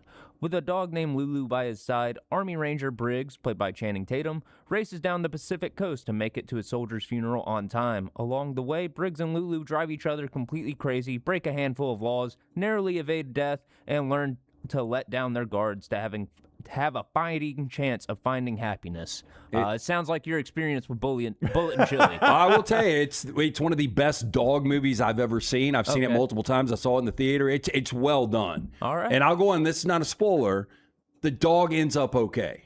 Okay. Yeah, so that was like, I mean, that sucks when you go through this hour and a half, 2 hour journey, and then you got to deal with that emotional just overtake.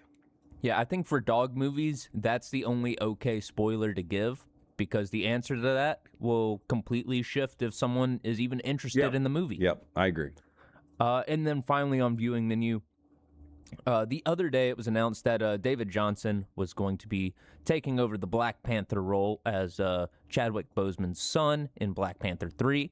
So if you want to see the movie that I gave him so much praise for, at 9:05 on FXM and on Hulu, you can watch Alien Romulus. I think it's one of the best Alien movies ever.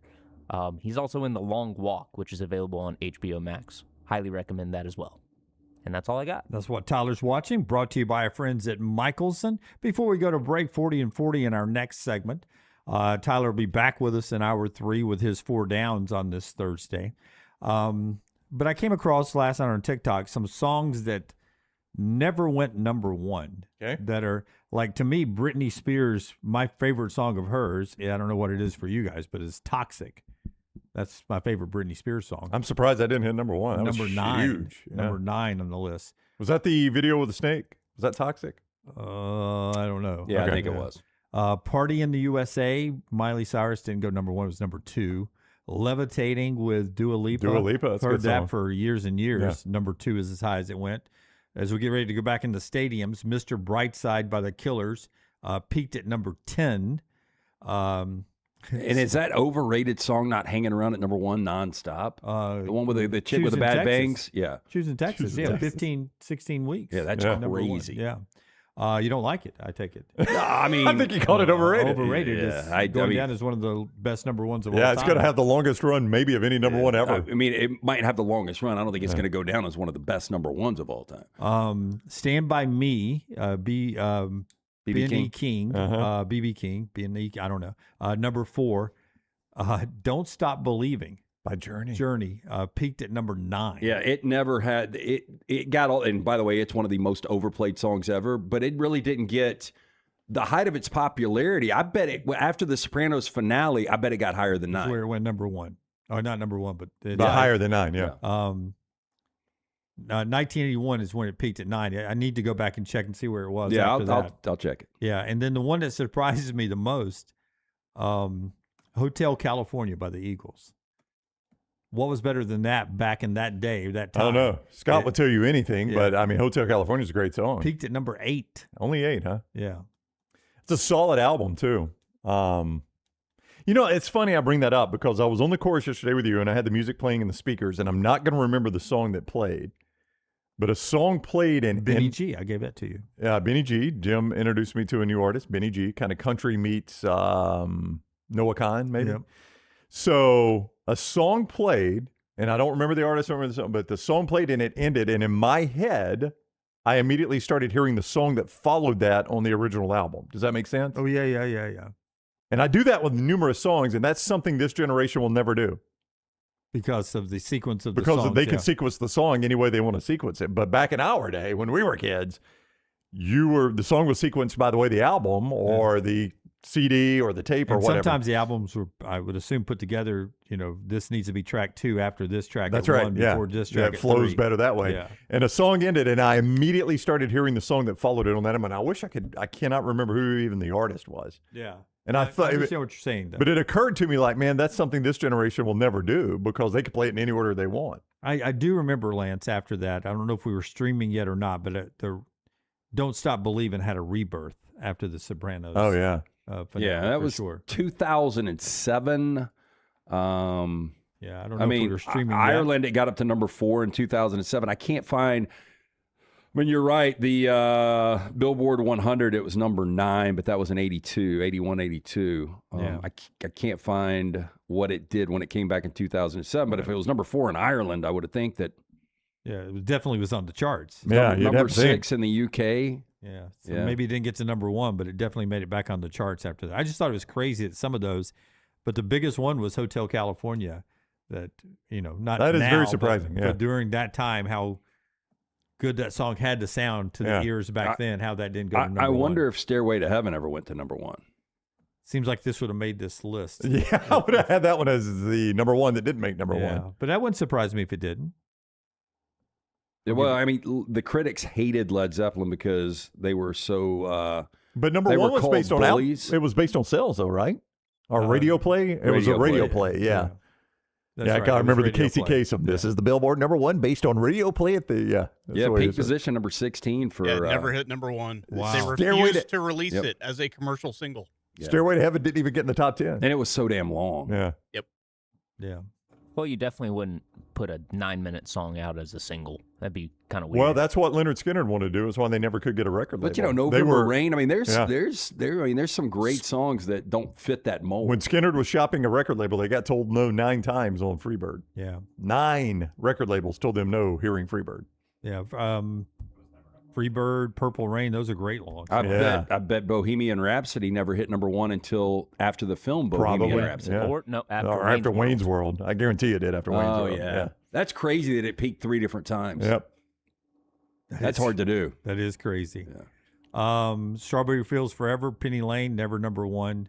Don't Stop Believing again. Good reason for those. More than a Feeling, Boston in 1976, never number 1. Go Your Own Way, Fleetwood Mac, 1977, never number 1. That's amazing. Smoke on the Water was very popular here in the South, never number 1. Shake It Off, make it number 1. Probably. Everything she Bohemian does. Rhapsody, another long song, never went number 1 in the U.S. Brian has a good point in the chat. People hated Zeppelin at the time in the industry because they stole from so many people.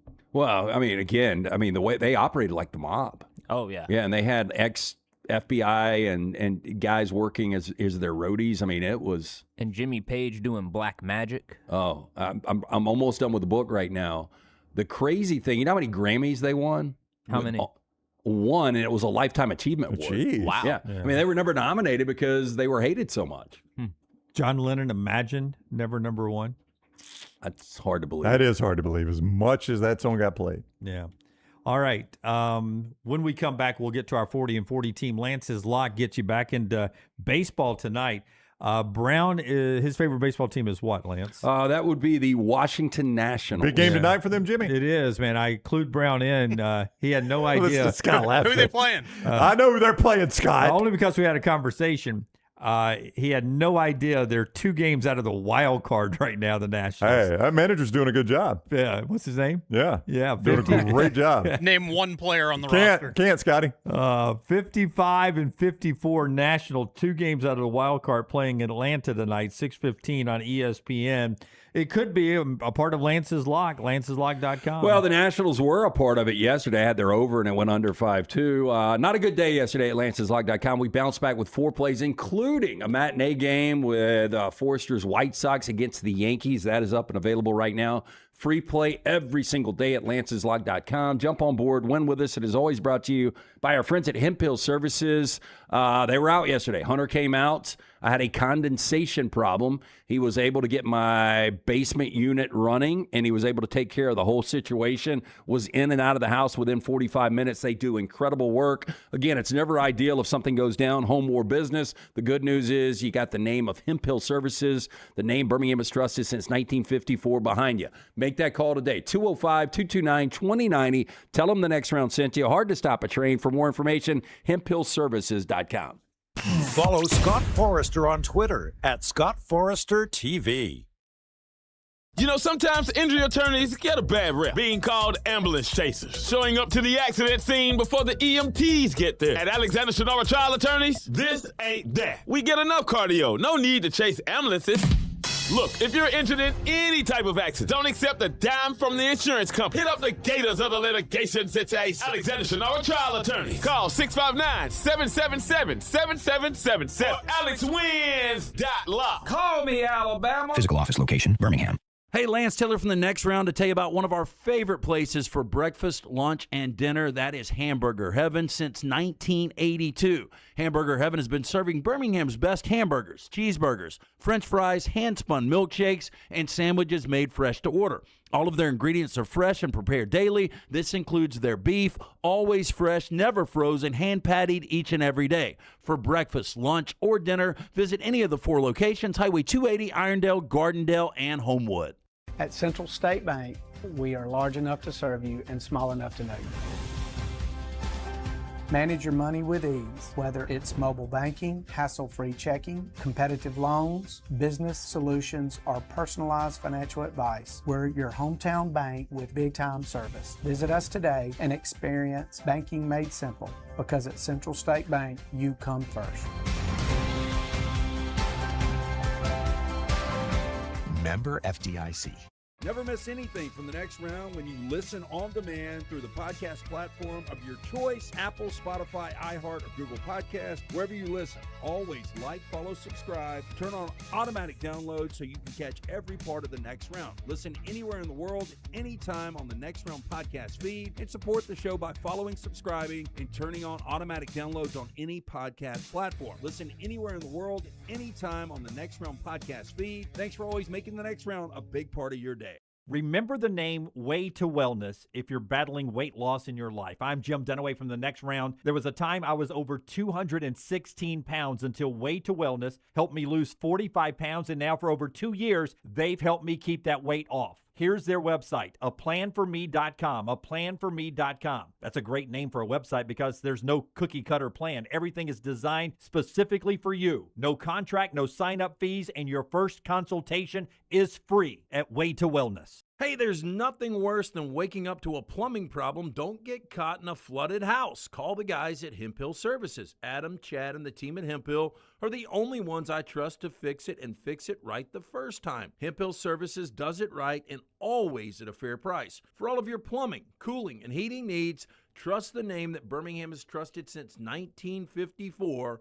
That is Hemp Hill Services. Call now, 205-229-2090. That's 205-229-2090. Storm season is here. Make sure you have a plan of action in place right now. Greg from Pell City and Storm Restoration Roofing should be your first call when storms hit. Insurance companies love working with Storm Restoration Roofing because of Greg Nelson's name and reputation in the industry. When storms hit, call Greg Nelson. He's local, 205-542-3531. He's the home of the free no-cost roof inspection. Greg from Pell City on Facebook, 205-542-3531. It's Storm Restoration Roofing. Hey, let me tell you about our friends at Urology Centers of Alabama. Compassionate and comprehensive urological care with 35 physicians, 17 locations across Alabama. Their patient-centered approach to all of your urological needs. Remember, they've got that new men's health center. It is beautiful, helping men with a wide range of sensitive male issues in a comfortable environment. You can always go online, visit urologycentersalabama.com, schedule an appointment with one of their many urologists today.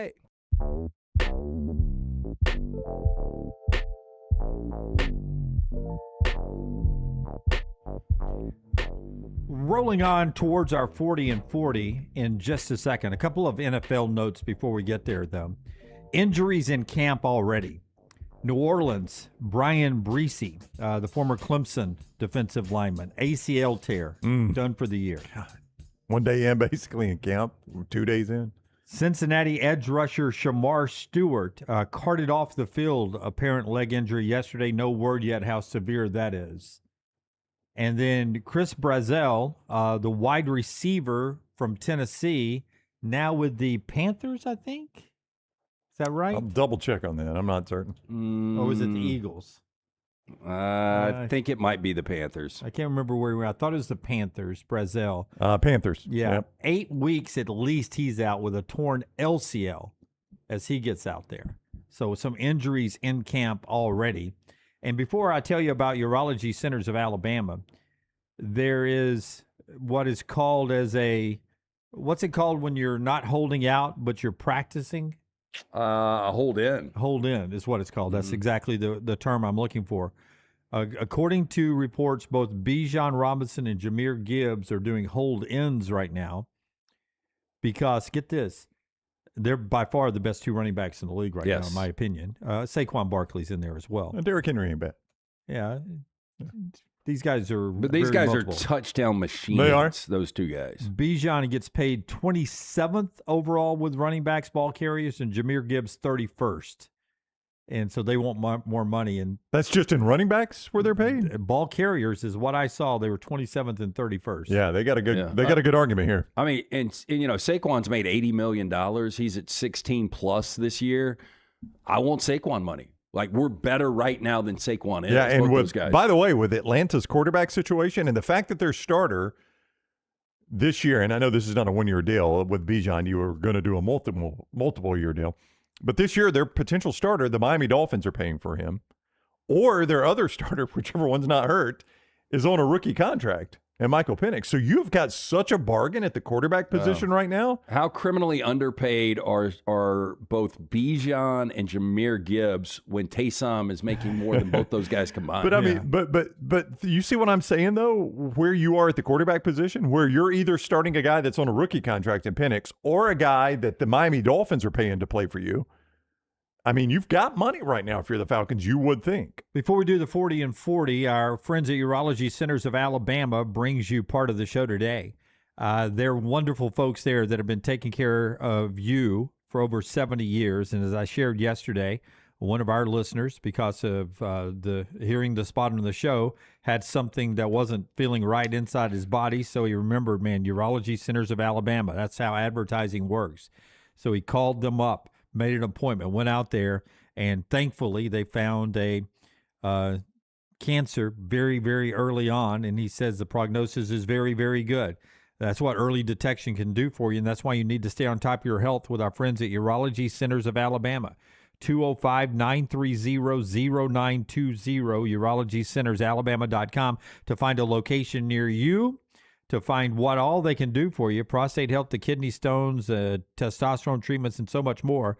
urologycentersalabama.com, 205-930-0920, UCA, right here in Central Alabama. And our 40 and 40 brought to you by HooverToyota.com. Yeah, if you're in the market, new or pre-owned, our friends at Hoover Toyota, they are there for you with the best inventory, the on-site finance department that I took advantage of just a few months ago. Get in, see Scott, Harold, Kim, all of the great folks conveniently located Highway 150. For more information, HooverToyota.com. All right, our 40 and 40 today on the countdown. As we get further, we're approaching the top 20. Number 22 today, a program that Lance has loved for years, and now they got a new coach. Here comes the Utah Utes, just ahead of the Tennessee Volunteers, voted on by you guys, the fans of our show, in the fan poll at number 22. Yeah, we'll get to scheduling a little bit, but we've got them ranked too low based on this schedule. They won 11 games last year. I know after 21 years under Kyle Whittingham, it is now the Morgan Scalley era begins, the former defensive coordinator. Since 2014, when we got to our 14 college football playoff, they've got the fourth most wins in college football without getting to a college football playoff. Yeah, it is. This is a fascinating team that is always, well, I shouldn't say always, but under Kyle Whittingham, felt like they were often on the cusp of breaking through to be a playoff-type team, but they just never could do it for some reason. Yeah, and look, and the good news, Devin Dampier comes back at quarterback. Yes. You've got your leading receiver, or running back in Washawn Parker, guy that was almost 1,000 yards, led the Big 12 with 6.6 yards per carry. You go out, you get Brandon Pegan, who was one of the better Group 5 wide receivers out of Utah State, just across the state there. I look at the schedule. No Texas Tech. You get BYU in Salt Lake City. They're going to be favored in at least 10 games on this schedule. Yeah, so favored in 10, so a playoff contender, no doubt. They are. One guy to watch is a coach, Kevin McGibbon. He was Utah State's offensive coordinator last year. Morgan Scalley, when Kyle Whittingham left, some of those coaches, if things got shuffled around, he hires him away. You trust the defense to be what it was under, good or bad, what it was under Whittingham, because Morgan Scalley was the guy doing the defense, right? Yeah, and Swan is a guy that, coached under Scalley, was the linebackers coach. So, he knows schematically they're going to be on the same page. So what do they do offensively? And I think that's the big thing. Yeah, and I think the only question mark offensively is the offensive line. You got to replace all 5 starters. That is a big deal. So, yeah, I'd say. Yeah, anytime you're replacing tackle to tackle, that is big. Here's Morgan Scalley on his quarterback, Devin Dampier, who will stand behind that reshuffled, remade offensive line. Devin played a lot of last year, not 100%, sports hernia, but that just goes to show how competitive he is and how tough he is. I'm excited to see him play at full strength again. And also has got tremendous development from Ryan Gunderson, our quarterback coach, as well as Kevin McGibbon. When your best players are your best leaders and your hardest workers, you've got something going for you. And he is one of the best. This guy works his tail off. He understands that he's got deficiencies that he's trying to improve, and he works tirelessly to improve them. So cannot wait for the season that he's about to have. Can we fast forward to November 7th? We've talked about that date. I don't want to fast forward it, but I understand what you're talking about. It's the biggest game on this schedule, and if they want to win the Monster Energy Big 12 championship, they'll need to win this one. You've got Alabama at LSU, Georgia at Ole Miss. You have got Oregon at Ohio State. Yeah, it's a day. You have got Miami at Notre Dame. But I'm telling you, as far as implications, playoff implications, the winner of BYU at Utah probably will play Texas Tech for a one-game situation to get in. They probably will, and there's no time on that game yet. I would imagine that's the last game you're watching that night. Once all those great games are finished, you're going to get a Utah-BYU game that's going to have massive Big 12 implications. Yeah, I hope so, because you've already got Notre Dame and Miami is scheduled NBC 6:30. Yeah. And the late game scheduled right now, Texas State, Oregon State, and Wyoming and UNLV. Go on and make it a 9:30 game. Yeah, make this a 9:30 kick at Rice Eccles, and let's finish the night that way. Yeah. What a night that'll be. I hope they do. I do, too. I hope they do. Yeah, I don't want to be competing against all those other big games, because it's too good a game for you to have on a side. Yeah, because unfortunately we're going to get a game buried. Like Oregon and Ohio State, That'll be big noon, won't it? Yeah, that'll be big noon at 11. And then what's going to be your not CBS now? I'm so conditioned. 2:30 kick. Alabama LSU has become a primetime game, right? So that's probably going to be going head-to-head with Notre Dame and Miami. Yeah, I think it has fallen out of the primetime slot. Is there another big SEC game? Georgia Ole Miss. Georgia Ole Miss could be, but Alabama LSU. One of those is 2:30. One of those is 6:30.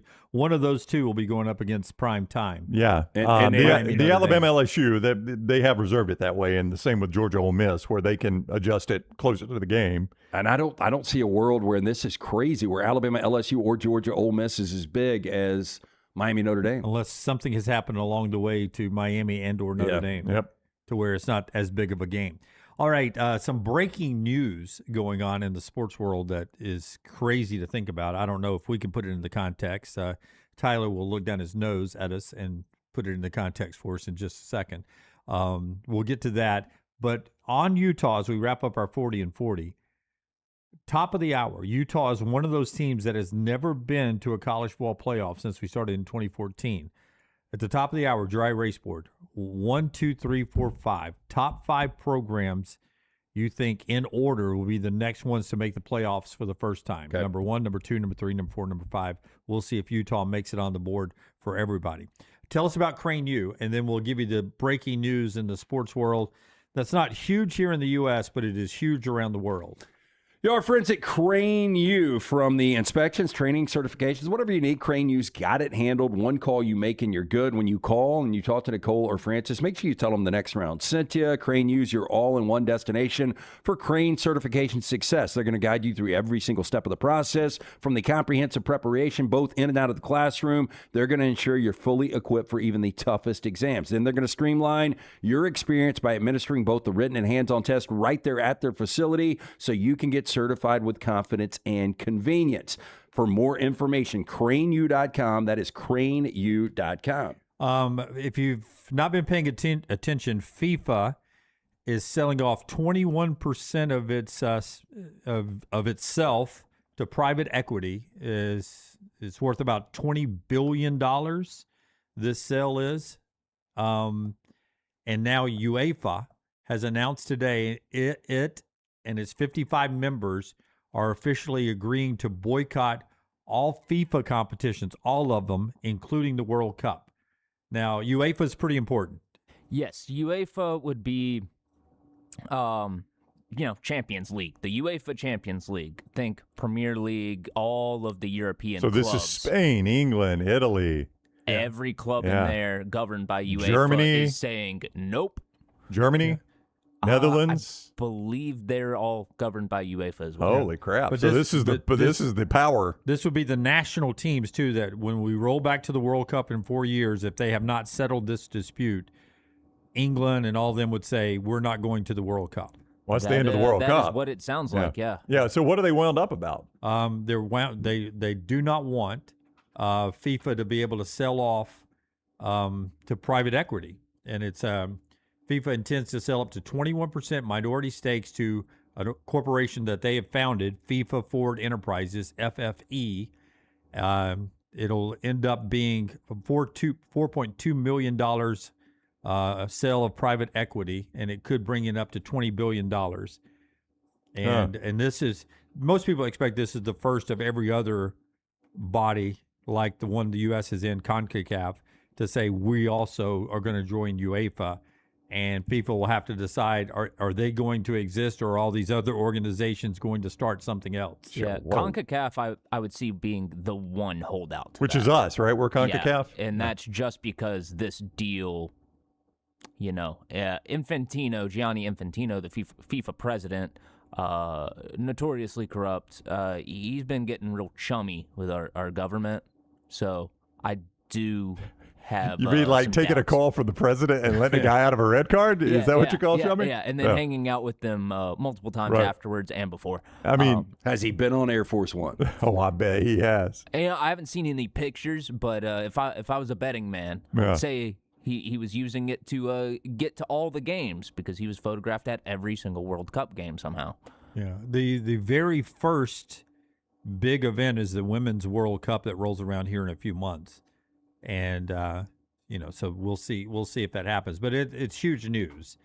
And is that during the fall, the women's? No, it'll be next spring and summer. Yeah, okay. Next summer. Very interesting to see who actually owns the World Cup. If FIFA owns the actual trophy itself and the branding and all that, or could these other leagues break off? So it's almost like the NCAA, right? It's exactly what this is. That's the comparison is when the SEC starts talking about breaking away and the Big Ten breaking away and doing a super league, what would the NCAA be left if all of those people left? This basically is the SEC saying we are leaving the NCAA.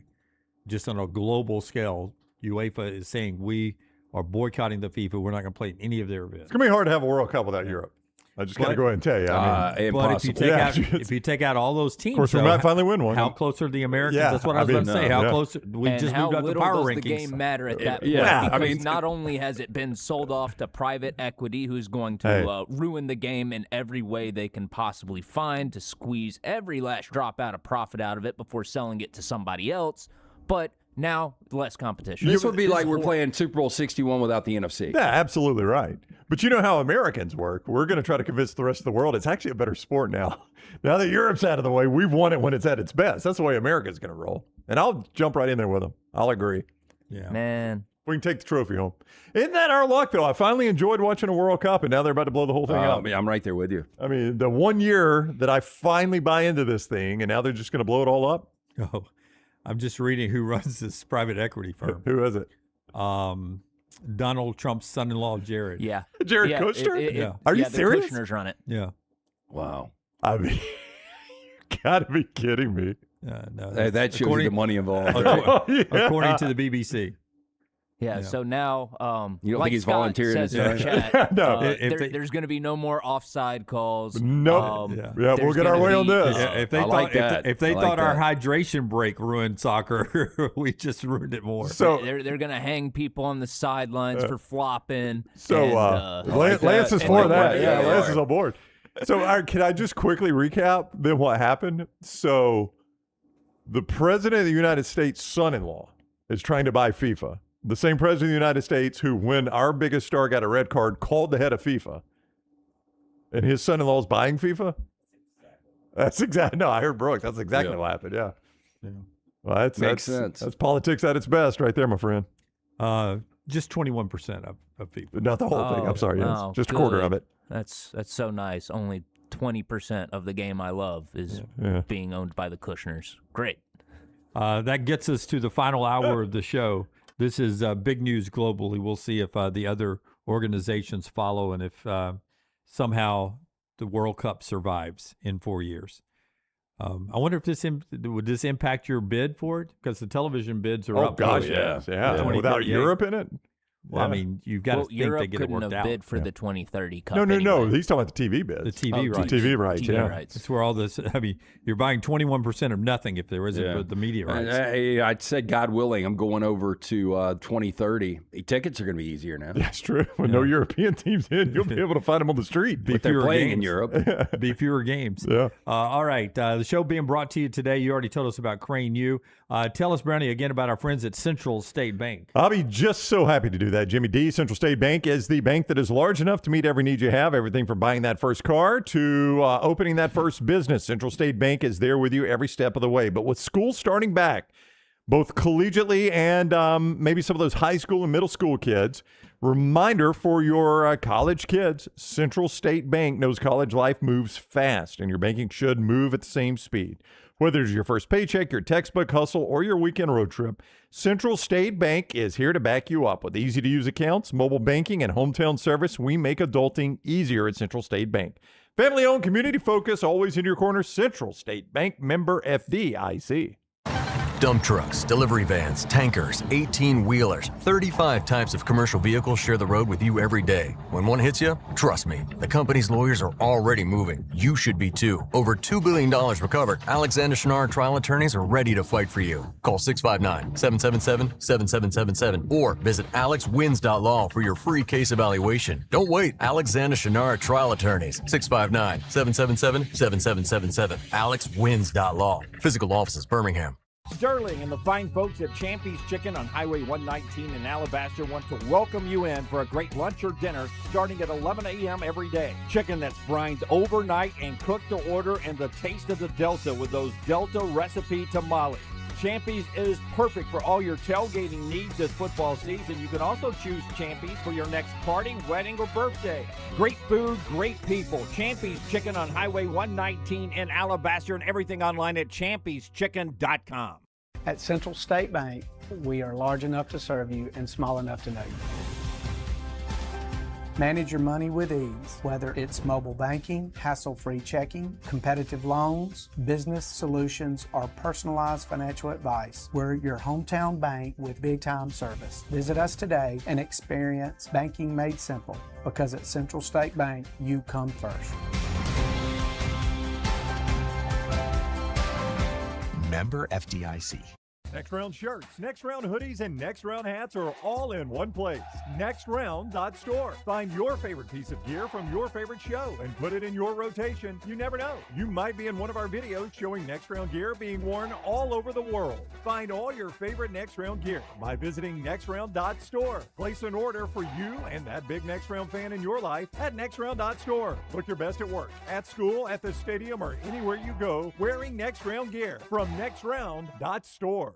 Storm season is here. Make sure you have a plan of action in place right now. Greg from Pell City and Storm Restoration Roofing should be your first call when storms hit. Insurance companies love working with Storm Restoration Roofing because of Greg Nelson's name and reputation in the industry. When storms hit, call Greg Nelson. He's local, 205-542-3531. He's the home of the free no-cost roof inspection. Greg from Pell City on Facebook, 205-542-3531. It's Storm Restoration Roofing. Hey, let me tell you about our friends at Urology Centers of Alabama. Compassionate and comprehensive urological care with 35 physicians, 17 locations across Alabama. Their patient-centered approach to all of your urological needs. Remember, they've got that new men's health center. It is beautiful, helping men with a wide range of sensitive male issues in a comfortable environment. You can always go online, visit urologycentersalabama.com, schedule an appointment with one of their many urologists today.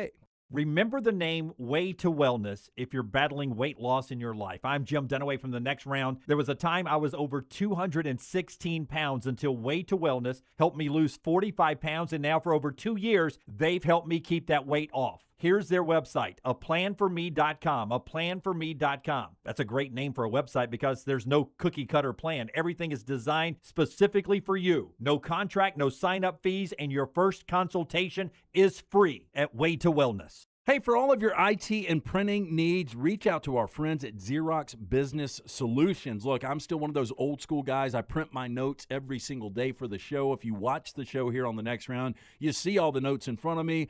From day one, Xerox Business Solutions, they've been with us here at the Next Round. Local for over 45 years. For all of your IT and printing needs, visit XeroxBusinessSolutions.com or call 205-969-3000. That's 205-969-3000.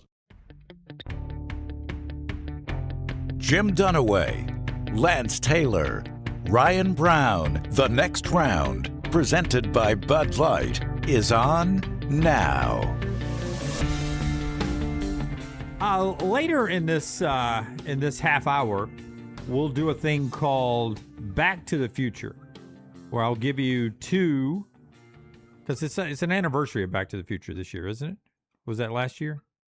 That would have been last year. 2025. Okay. Yeah. Would have been the 40 years. 40 years. Yeah. So 40. We'll celebrate 41 years of Back to the Future by doing a little Back to the Future little game a little bit later on. We're about to get to the next 5 teams to make their first playoff appearance. A couple of them have a chance on my list to go this year. Yeah. Maybe more than one this year. All right, so we'll get to that in a second. This hour of the show always brought to you by our friends at Champy's world famous fried chicken. Highway 119 in Alabaster. Sterling and the crew down there ready to serve you a destination lunch and dinner location there. I say destination because when you got people in from out of town, you're always like, oh, man, what's a good lunch place? Let's go get lunch. It's worth the drive to Alabaster on Highway 119 in Alabaster to share with them some great Southern fried chicken. It's good, Southern food. Cooked the right way. Sterling brines it overnight. Cooked to order, juicy down to the bone. The in-house made sides are delicious. And then those Mississippi Delta recipe tamales. I don't like tamales, except these tamales. The Mississippi Delta recipe has a little heat to them, a lot more flavor to them, and it's all right there at Champy's Chicken, Highway 119 in Alabaster. Utah was our 40-40 team today at number 22. In fact, Forrester, if you can give me the full graphic of the teams again from the 40-40, Utah is our most recent team on there. They have not been to a college football playoff. Oh, I was talking about the big one. My bad. Tennessee was yesterday. Tennessee has been to a college football playoff. You know, sometimes I forget who has been and who has not been. It's kind of hard. I had to look it up. Iowa hasn't been. Missouri hasn't been. Houston hasn't been. Florida hasn't been. Georgia Tech hasn't been. Auburn hasn't. South Carolina hasn't. Tech, Arizona, Illinois hasn't. Boise has. TCU has. Vandy hasn't. Virginia hasn't. Duke, NC State, Nebraska. So most everybody on the list so far in the 40-40 hasn't gone. But this is all the teams in college football that have never been to either a 4-team or a 12-team college football playoff in order of the way you think they'll go. Who is it? You want me to go first? You go first? I'll go first. I got USC number one. I mean, how long can they continue this program without going to a college football playoff? Like, if they don't do it, they're going to fire Lincoln Riley and get somebody else in there that can get them there. So I got USC number one. I think BYU, both these two could do it this year, and probably my number 4, maybe my number 3. Probably not my number 5. USC, BYU, Appalachian State. I was grinding over a Group 5 team. I thought about Memphis because Boise would be your obvious selection, except Boise's already done it, so they can't be. That's right. I thought about Memphis, but I'm going to Appalachian State. Quality program, steady results almost every year, but they're in the Sun Belt, which hurts them. Well, there's only one that gets in. Boy, that's tough. It is tough. The path from the Sun Belt, I believe Sun Belt football is just as good as some of the others. They don't seem to get the national respect. Mountain West and American, and now the new Pac-12. It seems like they're getting pushed further down. Let me just ask you, without revealing who's on yours, Lance, if I had told you you don't have to pick a Group 5 team, you can just write Group 5, I'd have probably put them number 1. You see what I'm saying? Because there's a better chance that a new Group 5 team is going to go than somebody from a normal conference because it changes so much. I understand, but I feel like Boise State's my team this year. Yeah, but I've got a Group of 5 team on mine too. But I don't think James Madison or Tulane's going to be back there. No, and that's my point is, and you probably wouldn't have picked them last year. That's right. Utah number 4, and then I got Florida number 5. I feel John Summerall might be our new Matt Rule. We gave Matt Rule every single chance, and hopefully he still wins at Nebraska. We're pulling for him. We love Matt, but we love John Summerall too. So he might be my new Matt Rule that I'm just not quite objective enough on the Florida Gators. Okay, I've got 1, 2, 3 of brownies. I would imagine some duplication because some of these brands you can't keep out, LT. What about you? Well, I cheated. I've got 7 and 5, but I'll show you what I did. So USC is number 1. November 7th, the winner of BYU Utah. I mean, I really think that's going to be a one-game situation more than likely against Texas Tech. You guys know I'm high on this Week 0 NC State, Virginia. Dunaway's already told you who's winning. Have been there before. Who did you say is going to win the game? Oh, NC State. NC State walks. They were going to win it in Brazil. They'll win it in Charlottesville. That's the Brazil of Virginia. Virginia. I think Virginia will end up being a 4.5 to 5 point favorite. That's what we want. I don't love it. I don't know. But anyway, the winner of that game has an outside shot of being SMU from 2 years ago. Florida, with that schedule, there's a possibility. And then Iowa, with their schedule. Iowa's got 3 really difficult games, and they're all in a row. If they go 1-2, I think they could end up being 10-2. And just because they're in the Big Ten, I think by default, Iowa could get in. My list includes USC and BYU this year. Everybody's number 1, USC. Yeah, I think USC gets in this year. I think BYU gets in this year too. Not this year, but maybe for Navy. But eventually I think Navy gets in before these other two. Florida, I think, eventually gets there. And Georgia Tech down the road too. I think Georgia Tech, if not this year, very soon wins the ACC. So for me, it's USC, BYU, Navy, Florida, Georgia Tech. A hillbilly gangster. There's no Auburn on this list for anybody. No. I mean, ways away. But the day is coming. I think in a 3-year window, In a 3-year window, it's a fair expectation for Alex Golesh to make the playoffs. Yeah. I don't think in year 1. I wouldn't even say in year 2. It's a fair expectation. I'm going to say they cannot do it in year 2, but I don't think it's a fair expectation. But I think by year 3, it's a fair expectation of Alex Golesh. Yeah, I've got programs like NC State, Virginia, and Iowa on here. I mean, Auburn needs to be in the mix, and I think they will be. Alex Golesh is taking over Auburn. One of you mentioned this the other day. It's basically their worst run since World War II.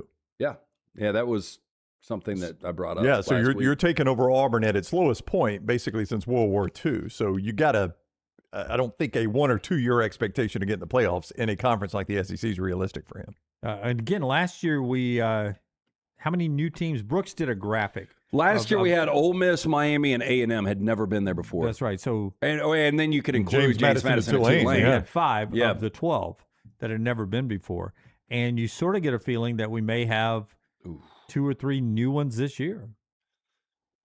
Yeah, I mean, look, I was not making it. I know I got them on here. Florida ain't making it. The winner of NC State, Virginia's not making it. I think you could have 2. Yeah. The problem with USC is their schedule, and I think everybody expects new teams. Yeah, maybe not on your list, but just new teams. But I don't know who else really would get there. I mean, I think BYU, Utah winners got a great chance in USC, but well, I mean, don't USC. If you just go USC, BYU, and a group of 5, anybody not named Boise State would be new. If it's UNLV, it's new. If it's New Mexico, it's new. If it's Navy, it's new. And I tell you, when you look at Brooks' graphic that Scott is showing us, I mean, the 2 I was grinding over, that's the 2 winningest college football programs to have not made a playoff, Memphis and Appalachian State at 107 and 105 respectively. All due respect to the graphic when it comes to actual wins, Memphis in the American, a lot of respect for the committee.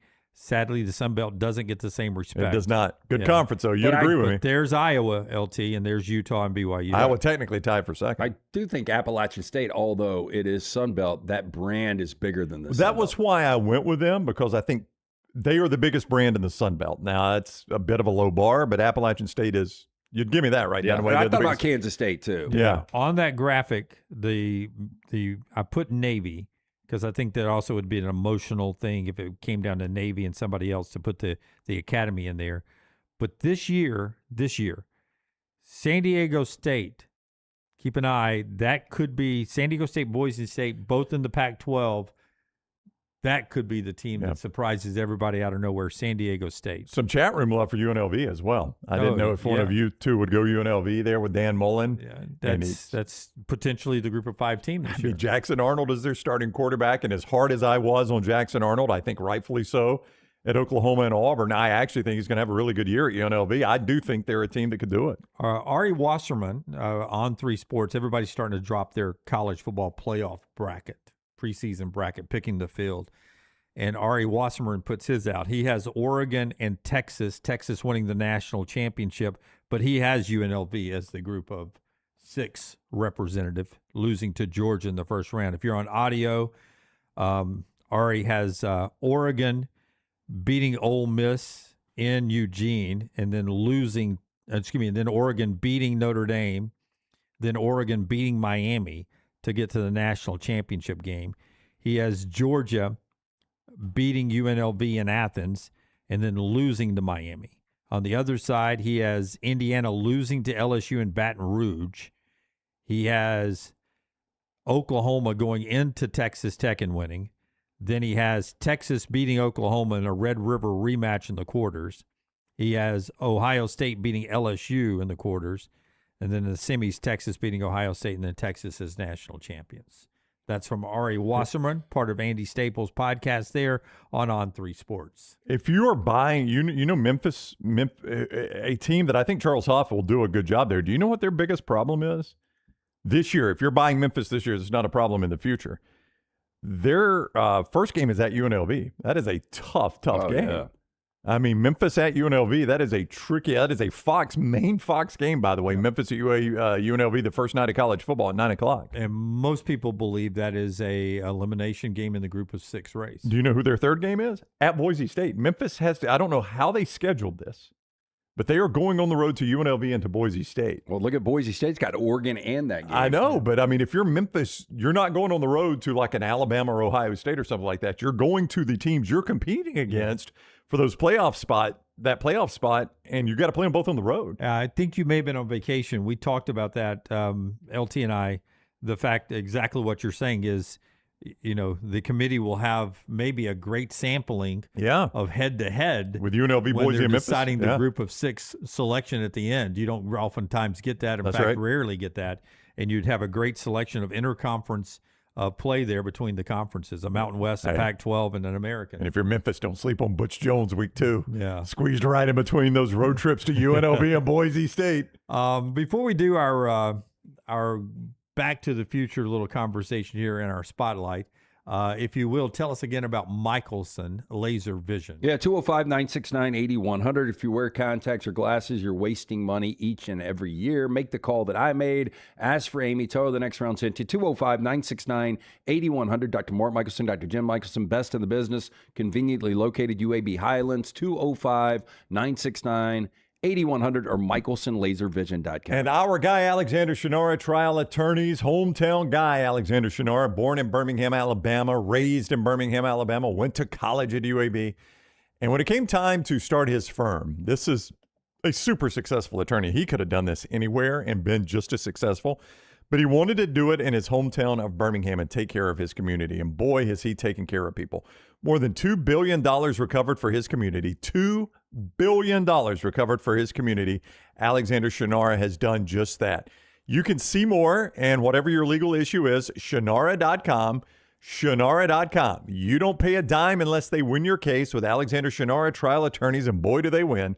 Shunnarah.com, Shunnarah.com. Before we do the Back to the Future thing, Arch Manning got asked about Cam Coleman, the former Auburn receiver, down at SEC Media Days. Here's what the Texas quarterback said.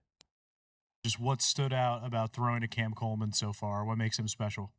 Yeah, obviously he's a really good athlete, a freak athlete, but he's also a really good person and a very hard worker, so we're excited to have him. He's a great teammate. He works really hard. The good thing about Cam and how we built our relationship is he always wants to throw. He always wants to meet extra. And I think anytime you get a guy like that, it's easier for me to become close with. And he's also a good guy. He can joke, and we can go eat. I'm excited to have him on my team, that's for sure. A little smile says it all there. So that's where I'll start with this. It's a little thing I put together called Back to the Future. And I'm going to give you 2 people, sometimes players, sometimes coaches, but they're like. So not really extremes here. They're both very close, very like. You tell me who has had the best career so far, the back part, and then who's going to be better in the future. So Back to the Future. Who's been better so far, and then who's better from this point moving forward. If you understand that. Gotcha. Okay, we'll start with Cam Coleman and Ryan Coleman Williams. Who's had the best career back so far, and who's got the best moving forward. Best career so far is pretty easy, even with the drops. It's Ryan Coleman Williams. Yeah, it is. He's at least been productive some. And he's had good quarterbacks, or much better quarterbacks than Cam Coleman's had. But I think moving forward, I think it is Cam Coleman. I've got a feel it's going to be Cam Coleman as well. I think he's going to have a good year at Texas. And I do too. There's a lot of pressure on him, though. Yeah. It's not like he's just, snaking in there and nobody's talking about it. Everybody's talking about Cam Coleman. There is discussion about if Ryan Coleman Williams has a good year, what kind of draft spot does he have? And I think I saw a story about an NFL analyst or NFL scout says he's sort of a day 2 guy. Could he play his way to the first round? Maybe. Well, I mean, I would Cam Coleman, if he meets expectations, Brownie, would be a first-round guy. He's a first-round guy. I just think with Ryan Coleman Williams, he's got to prove to the NFL that he's not going to drop passes, and he's not going to drop passes over the middle, and that he can go over the middle effectively. Yeah, I do think that is probably the biggest concern right now when it comes to him. What do they list Ryan Williams at? 5'11"? I don't know. Standing around him, I think he's 5'11". That's a good call. Well, I was just going to say, like Casey Concepcion, who is now with the Cleveland Browns, who was really, really good as a transfer last year at A&M, was undersized but had a big-time year, and then he ends up coming out and, he's going to be playing every single Sunday now. He was a first-round guy at number 24 overall, so I do think he could be on that back half. 6 foot 182 is where Ryan Coleman Williams is listed. Yeah, so I think 5'11" is probably realistic. Yeah.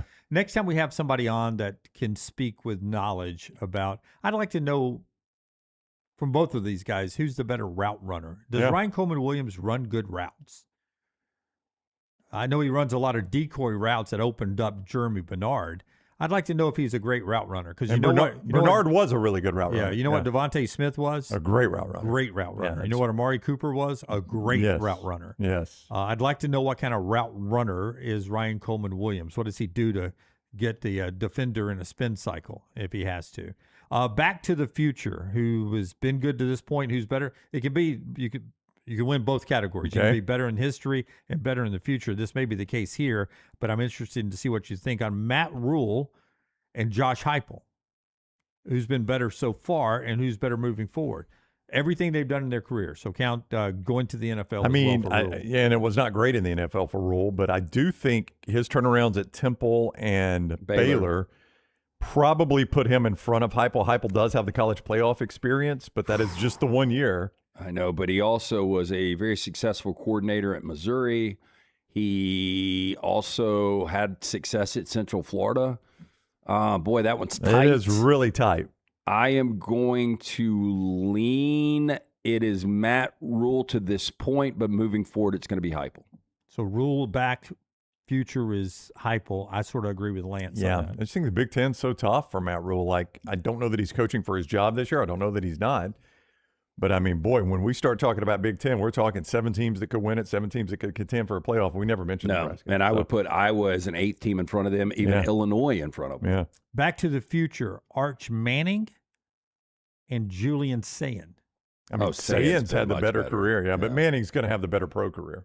I mean, I don't know how. Well, you count this year college, too. Anything in the future from this point forward. Sayan's not going to play in the NFL. No, that's the thing. Sayin, a lot of people don't even consider him an NFL prospect. Unless he ends up being a Drew Brees. I mean, I guess he could. I mean, I don't want to doubt the guy because he is super efficient. I mean, but he's not even 6, right? Probably not. They list him at 6, but he's not 6. Yeah. So, I mean, he's going to have to break every single mold. Now, again, Bryce Young is a starter in the NFL. So I give short guys, give short guys hope out there. If Bryce Young can start, almost any size quarterback can. Yeah, Arch hasn't been saying to this point, but Arch moving forward should be the guy for sure. Marcus Freeman and Kalen DeBoer. Kalen DeBoer right now, no doubt. Moving forward, probably Freeman. Well, it's interesting you say no. Wow. All right, those are 2 interesting answers out of you. You say no doubt. No they doubt. Both coach for a national championship. Yeah. So why do you say no doubt? That's why I put them together, because I felt like they were about the same going in. Because I just do degree of difficulty with the job. I mean, and from year 1 to year 2, the most difficult transition year maybe ever, going from Saban to DeBoer, still was the last team out of the playoff. Then they play for the conference championship, win 11 games, go to the playoffs. And he took Washington to the national championship game. Not Notre Dame. Yeah, I got you. Okay. To win Fair enough. college football playoff games with 2 different programs is really impressive. Now, so I would put him, but I do think that Marcus Freeman, if he decides to stay at Notre Dame, they've got the resources. I don't see them going backwards. They control the scheduling. He's got everything going for him. I would have probably initially said tied. You probably won me over to DeBoer to this point. But I would agree with Lance. I would take Marcus Freeman going forward. Kirk Cignetti and Ryan Day, back and future. I mean, Day has won the same amount of national championships, and he's done nothing but win games at Ohio State. But he hasn't even won a conference championship since 2000. And Cignetti has that on him. Since 2020, yes. Or 2020, excuse me. I do that often. I don't know why. Cignetti has that on him, which I mean, it's the best makes conference. me want to go Cignetti. It's the best conference in football right now, and Ryan Day's gone 55-5. He has. It is one of the best conferences in football. It is the best conference in football. But Cignetti has not coached 60 games either. Yeah, and I would dare say he's on the trend to go 55-5. We did our list, and I put Cignetti at 1. I would say up until this point, it's a push. Moving forward is difficult because it's Indiana and Ohio State. I know. This is not all things equal. When you ever going to go the Indiana coach in this discussion? I think I would have to just go blanket Ohio State coach. Yeah. So, I think I have to go Ryan Day. I'll go Ryan Day, and I think he's going to do it longer than Cignetti. Yeah, he's 20 years younger. Yeah, I'll go Ryan Day to this point and Ryan Day moving forward. Two more coaches, 1 player pairing. Kiffin and Sark. I'm interested on the back, which one took so far, and then the future. So they were both failures at USC. Yeah, Sark's definitely had the better up until this point. Just because of Texas, going to a college football playoff, winning 2 games. I mean, Lane took Ole Miss to a college football playoff, though. Yeah, he didn't win any games with them. He did not. I mean, that is a there's an asterisk there, but I mean, come on now. Taking Ole Miss to a college football playoff historically is a heck of an accomplishment. Both of these guys have fallen forward throughout their career. They deserve where they are right now, but I'm just saying early on they've had great jobs. I think it's very, very similar. I would lean Sark. I don't feel great about it. Moving forward, I would say that Kiffin, I do think Sark has a much better year this year, but I think ultimately Kiffin maybe. You like the Kiffin at LSU fit, don't you? I think it's a good fit. I mean, it's hard not to win at LSU. I mean, again, we dog out Brian Kelly and he was fired midseason, but when you look at the numbers, he was averaging 10 wins a year. This is kind of tough on me because, like, you would describe Sark as the head coach at Washington as a failure? I wouldn't say a failure. I would say... Was it great? It's like a 7-6 coach. Very average, a C. A C. At USC, a failure? Yes. As the Falcons coordinator, a failure? I mean, you had an elite quarterback. Well, he got fired. Yeah. I mean, so I mean, I think you're a failure. They're basically the same as Alabama's OCs. I mean, they were. I mean, I think people. I thought Sark was a little. I think bit people better. said Sark was the better play caller, but results-wise, you're absolutely right. Yeah.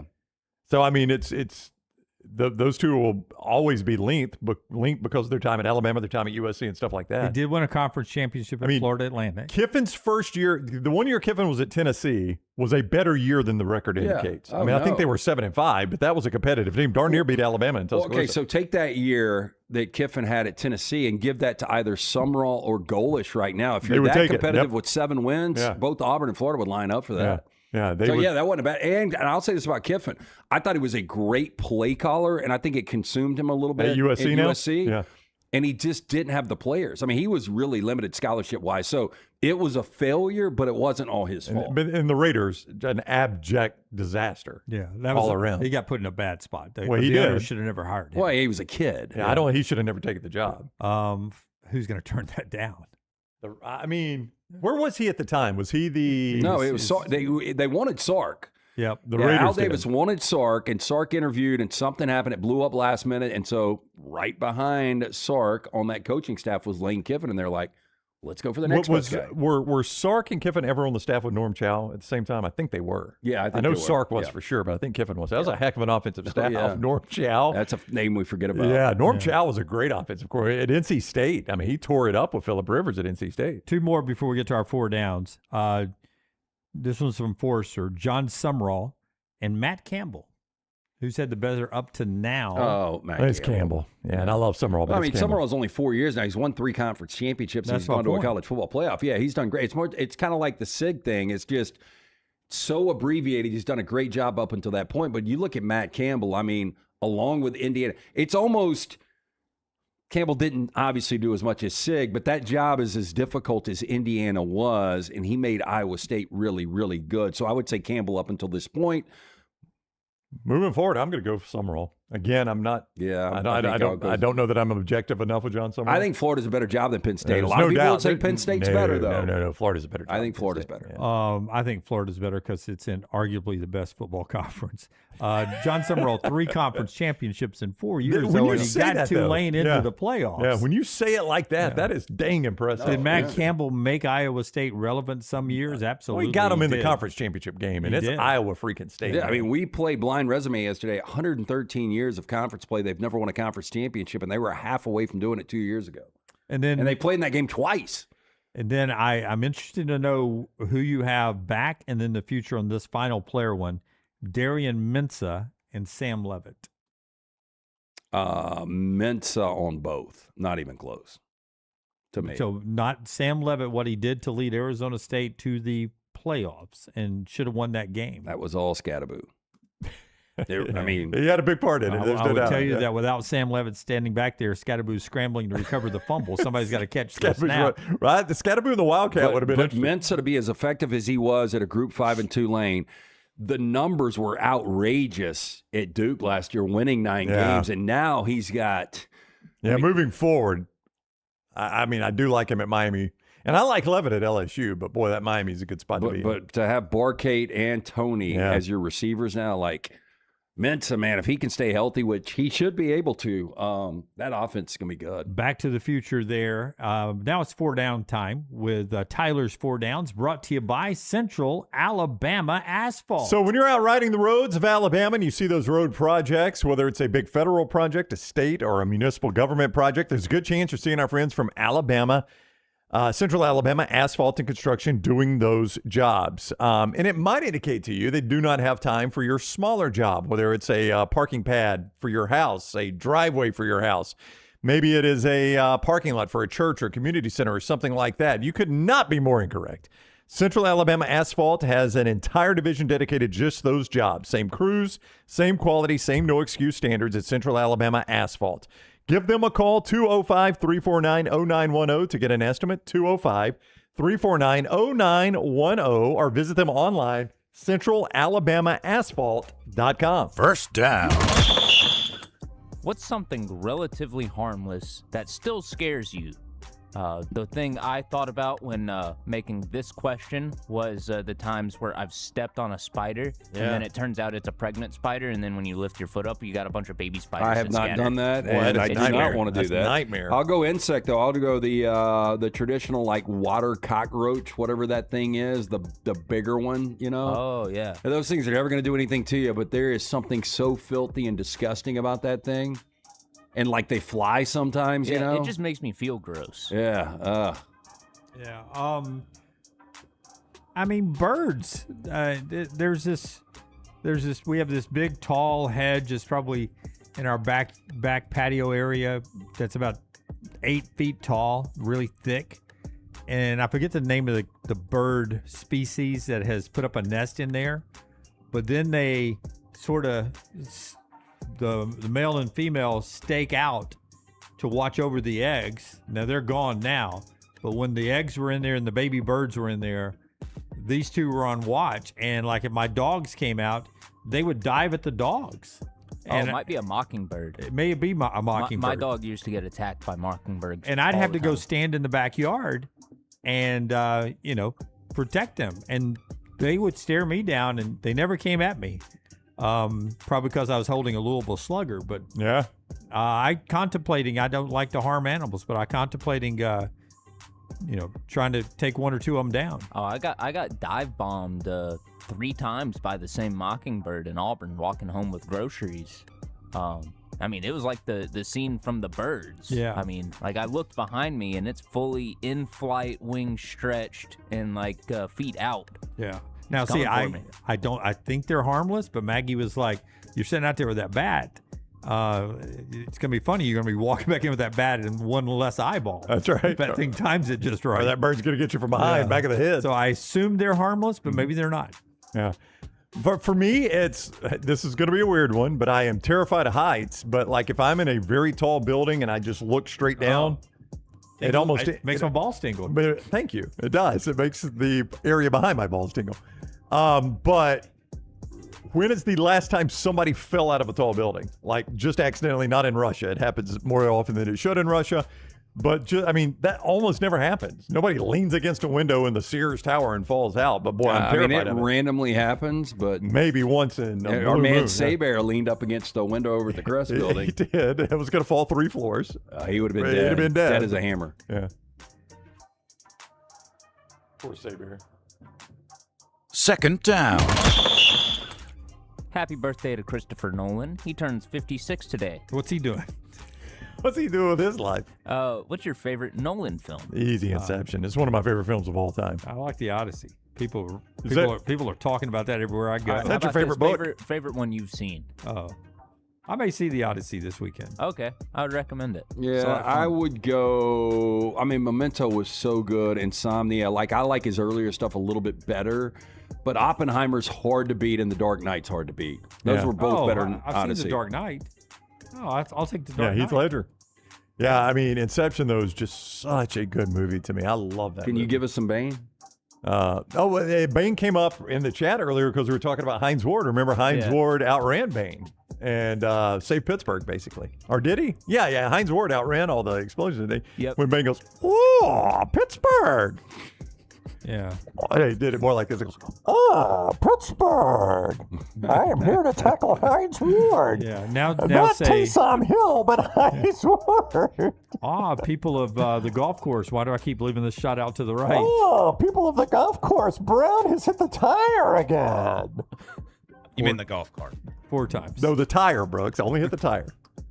That's part of the golf. Part of the cart. That's all right. Yeah. Every time, though, I was like, yeah, Dunaway made a really big deal about it. He hits the tire because he figures it's not going to hurt the club as much. yeah, I never made a big deal about it.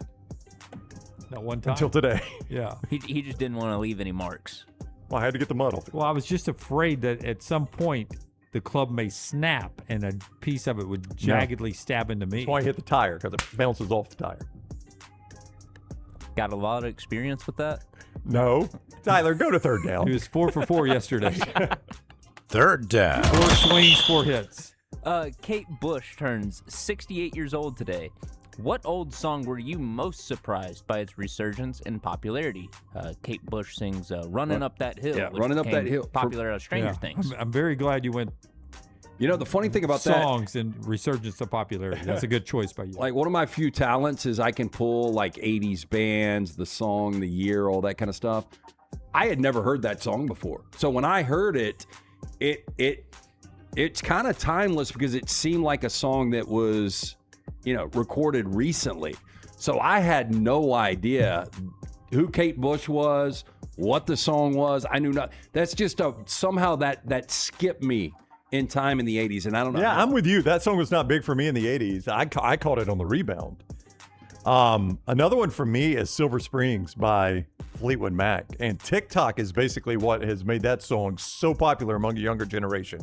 And what has happened is the younger generation has gone back, I think, to 1994. Was that when they did the video, when they did the live concert on MTV or VH1, whichever it was? Sometime in the 90s, Fleetwood Mac does that live concert. And they do Silver Springs, and Stevie Nicks is staring do you remember this? She's singing Silver Springs and staring a freaking hole through Lindsey Buckingham. Yeah. I mean, she's basically yelling at him during the song. And they've gone back now and found that video. So now they've got to, what's the backstory on this? So they go find out what the song's about. Well, you want to know the power of movies and TVs and TikTok. Dancing on My Own by a person I'd never heard of, Robin. And it's a song that's all over. Yeah, TikTok will do it. And social media. Boy, now. if your song and I think trends, it was part of a movie. Yeah, if you can get your song to trend on TikTok, you can make a fortune off that. Yep, because all those count as Spotify streams That's right. now. Yeah. Don't Stop Believing, though. Like, how big it got. Because Journey's got so many better songs than Don't Stop Believing. Yeah, I've never liked that song. So Goose says, my Bane sounds more like Dr. Doofenshmirtz. Yeah, it does. It does. Perry the Platypus. Yeah, That guy? there you go. Fourth down. As I mentioned in viewing menu, Spider-Man Brand New Day releases today. If you got bitten by an animal and gained superpowers, which animal would you choose? A falcon.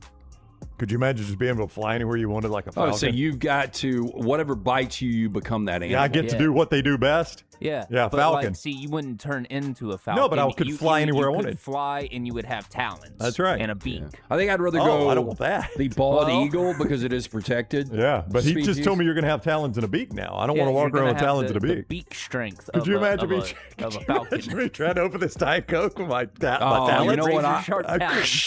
I will. I'll take Leonardo DiCaprio to bite me. Yeah.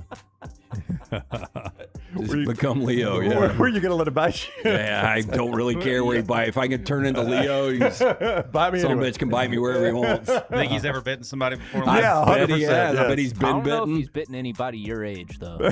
Probably no, not. He shoots like 22. Oh, no, he goes low. He goes low. I don't think Lance has been anybody his age. I'm going to go.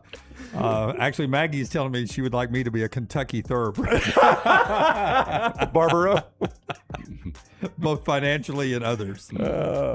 That's 4 downs today. Don't forget, our friends at Bud Light, they bring you trash. We'll get to that in the next segment. They also have helped us with the great fundraiser we've done the entire month with our friends at Folds of Honor Alabama, that helps veteran and first responder families. Tomorrow, 4 to 6, we'll be at the Walk-Ons on Highway 280, and we'll have a big check presentation to Folds of Honor of Alabama, and that should be a lot of fun. Today and tomorrow, it's been going on the whole month of July. You can still get $2 bottles of Budweiser and Bud Light, $3 16-ounce drafts as well, and that helps out Folds of Honor Alabama. Also, there's a QR code on every table and bar at the location on Highway 280, in the Trustful location and the Stadium Trace location, to where you can make a donation on top of your beer consumption as well. You can actually use the QR code on your screen right now to make a donation to get into that big check tomorrow. Folds of Honor Alabama. Thank you, Adams Beverage. Thank you, Anheuser-Busch, and thank you to the fine folks at Walk-Ons for helping out Folds of Honor Alabama. Take the next round anywhere you go with official Next Round gear. Buy yours today at nextround.store. When a motorcycle accident turns your world upside down, who's going to look out for your family while you're healing? Alexander Shunnarah Trial Attorneys is here for you, fighting for injured riders and getting families the compensation they deserve. The consultation is free. They don't get paid until you do. Alexander Shunnarah Trial Attorneys. Call 659-777-7777 or visit alexwins.law. Don't wait. Call 659-777-7777. alexwins.law. Physical office, Birmingham. Sterling and the fine folks at Champy's Chicken on Highway 119 in Alabaster want to welcome you in for a great lunch or dinner starting at 11 a.m. every day. Chicken that's brined overnight and cooked to order, and the taste of the Delta with those Delta recipe tamales. Champy's is perfect for all your tailgating needs this football season. You can also choose Champy's for your next party, wedding, or birthday. Great food, great people. Champy's Chicken on Highway 119 in Alabaster, and everything online at champyschicken.com. At Central State Bank, we are large enough to serve you and small enough to know you. Manage your money with ease, whether it's mobile banking, hassle-free checking, competitive loans, business solutions, or personalized financial advice. We're your hometown bank with big-time service. Visit us today and experience banking made simple, because at Central State Bank, you come first. Member FDIC. Never miss anything from the next round when you listen on demand through the podcast platform of your choice. Apple, Spotify, iHeart, or Google Podcasts. Wherever you listen, always like, follow, subscribe, and turn on automatic downloads so you catch every part of the next round. Listen anywhere in the world at any time on the Next Round podcast feed, and support the show by following, subscribing, and turning on automatic downloads on any podcast platform. Thanks for always making the next round a big part of your day. Remember the name Way to Wellness if you're battling weight loss in your life. I'm Jim Dunaway from the Next Round. There was a time I was over 216 pounds until Way to Wellness helped me lose 45 pounds, and now for over 2 years, they've helped me keep that weight off. Here's their website, aplanforme.com, aplanforme.com. That's a great name for a website because there's no cookie-cutter plan. Everything is designed specifically for you. No contract, no sign-up fees, and your first consultation is free at Way to Wellness. Stop by the New York Butcher Shop and pick up the finest in certified Angus prime beef steaks and burgers, premium pork chops, ribs, and all-natural chicken cut to order just for you. Their chef-prepared entrees and side dishes are the perfect dinner-to-go choice for your family and are ready to heat at home. With a great selection of fine wines and desserts, the New York Butcher Shop is your one-stop dinner shop. 2 locations to serve you, Cahaba Heights and on Highway 119 in Greystone. The New York Butcher Shop, rare quality, well-done service. Storm season is here. Make sure you have a plan of action in place right now. Greg from Pell City and Storm Restoration Roofing should be your first call when storms hit. Insurance companies love working with Storm Restoration Roofing because of Greg Nelson's name and reputation in the industry. When storms hit, call Greg Nelson. He's local, 205-542-3531. He's the home of the free no-cost roof inspection. Greg from Pell City on Facebook, 205-542-3531. It's Storm Restoration Roofing. Hey, there's nothing worse than waking up to a plumbing problem. Don't get caught in a flooded house. Call the guys at Hemp Hill Services. Adam, Chad, and the team at Hemp Hill are the only ones I trust to fix it and fix it right the first time. Hemp Hill Services does it right and always at a fair price. For all of your plumbing, cooling, and heating needs, trust the name that Birmingham has trusted since 1954. That is Hemp Hill Services. Call now, 205-229-2090. That's 205-229-2090.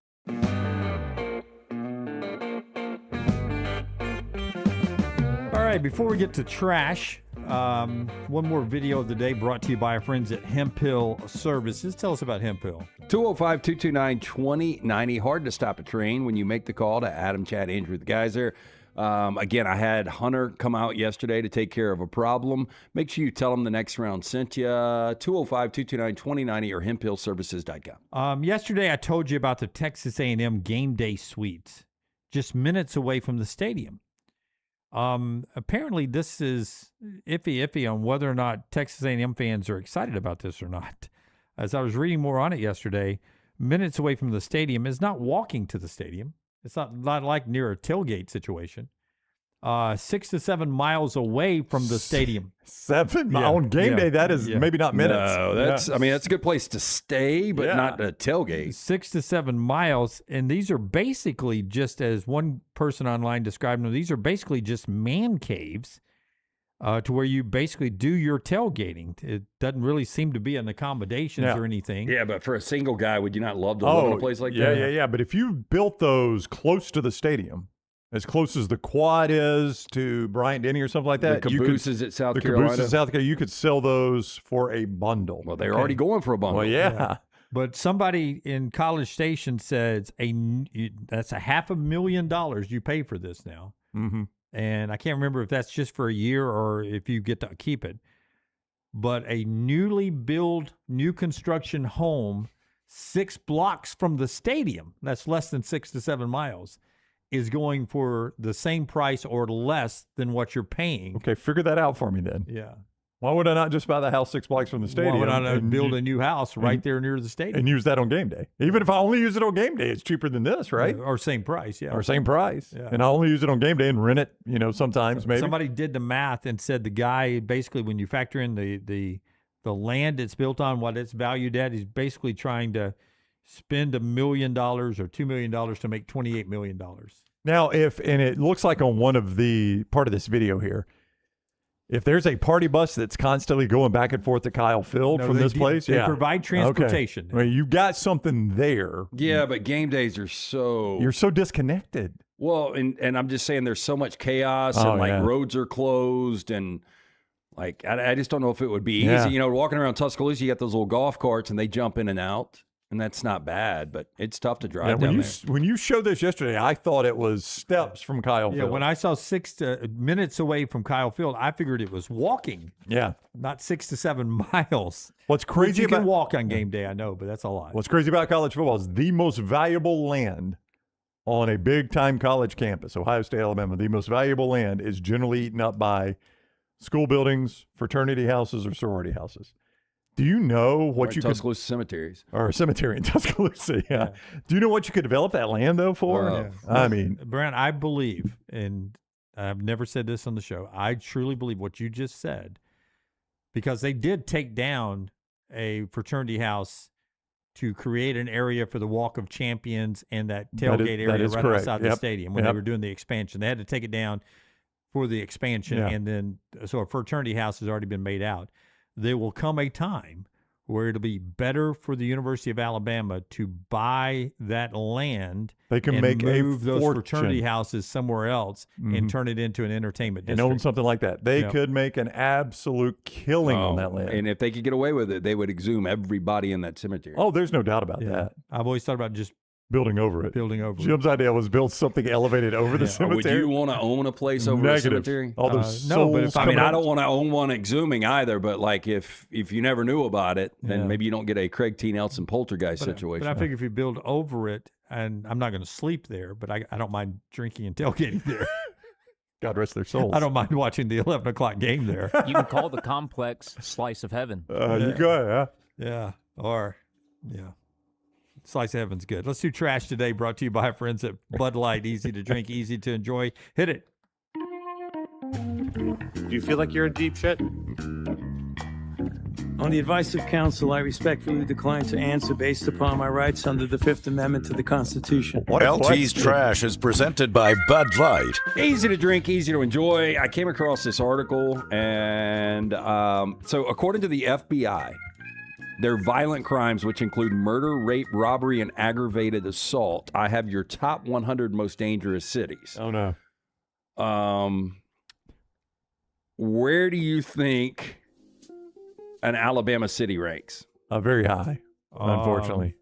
These are often misleading. Well, I mean, this is FBI's. Well, I know, but like We're typically top 10 in Birmingham, Yeah. but I don't know if since we're going with more recent stats, if it's changed because they caught that one guy with like 30 murders. Yeah, well, this is I'm glad we got him. This is from 2025. Okay. Now, why do you think it's skewed? Well, because when you say, and we do this with Memphis all the time, like, are there bad parts of Memphis? Absolutely. Are there bad parts of Birmingham? I live 365 days a year in Birmingham, and never one time do I feel unsafe. Ever, ever, ever.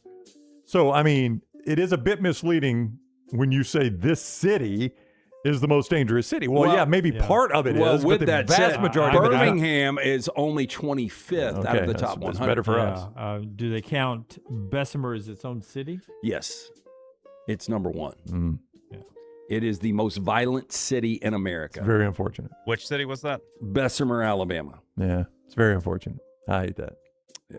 Number 5 on the list is Memphis. I thought Memphis would be higher. Yeah. But there again, like there are parts of Memphis where you go where you're fine. Now, This is per capita. Yeah, it's per 100,000 residents. So to give you an example there, Brooks, on Bessemer, they listed as I'm just reading verbatim here, staggering violent crime rate, 3,284 per 100,000 residents. Okay. Yeah. And number 2 is Monroe, Louisiana. We spent a night there. Yeah, we did spend a night in Monroe. I was going to point out Birmingham is on pace to have their lowest murder total since 1951. All right. That's Look great. at us. Yeah. Good job, Birmingham. Good thing we got that guy off the street. Yeah, that one guy. By the way, Keith, before we get too far from this, Keith wants to know if you guys think Brian Kelly would build over that cemetery. Yeah, that's for sure. Yeah. We built our home there. It's hard digging up all the bodies. So, had all those bodies dug up. We built our dream home. We did turn the tombstones into a rock walking path. Built a retaining Pilot has wall. gone viral after making a crazy landing on a beach with people on it in California just minutes after he had taken off from the ground. Now, for a lot of people, takeoff and landing are the scariest parts of any flight. The brief moments of weightlessness as you ascend into the sky can cause moments of stress, and there's always the fear of a potential bird strike as well. However, pilots say that they are the most scripted parts of any flight. If anything were to go wrong, they're well trained in how to bail out of it into safety and make sure everyone gets to safely on the ground. Over in California, one pilot, Michael Bremer, has gone viral on social media after him and his nephew Griffin were forced to land on Huntington Beach after their engine failed. Now, the landing, which took place on Monday, has been viewed tens of millions of times.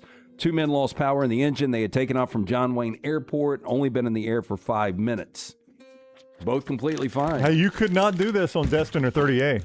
No, it's Could not wide do enough. It. Well, it's too crowded. I mean, there's nowhere right now in that strip of land to put a plane down. Oh, on I the get beach. it, but those beaches are those beaches are massive. Yeah, like 3 or 4 times as wide. Yeah, you've only got like one row of people there. Mm-hmm. And Destin or 38, Oh, it's it'd either be 4 or 5 on top of each rows other, deep yes. of Yeah. tents and chairs. Yeah, and truthfully, if I was down on the Gulf right now, I'd be wondering: is this Blue Angel plane going to land, or is it just doing a very exciting flyby? This is what happened with Sully. There was a bird strike on takeoff, but he couldn't get back to the airport, so he had to put it down in the Hudson. So this guy couldn't get back either. So choosing the beach there instead of the ocean, but smart call on his part. Right, because Sully had a 1 in 1,000 chance of being able to not rip a wing off and that thing go to pieces. I wonder if he'd had the choice of the beach strip there or the water, which one he would have going chose. beach 100%. I like his finish right here when he slams on these brakes and he spins her out. Hard surface. I mean, obviously different than you're going to get with pavement, but yeah, the water would be really dicey if it's not a watercraft. Man in Florida arrested after allegedly stealing approximately 300 gallons of diesel fuel from a local Circle K.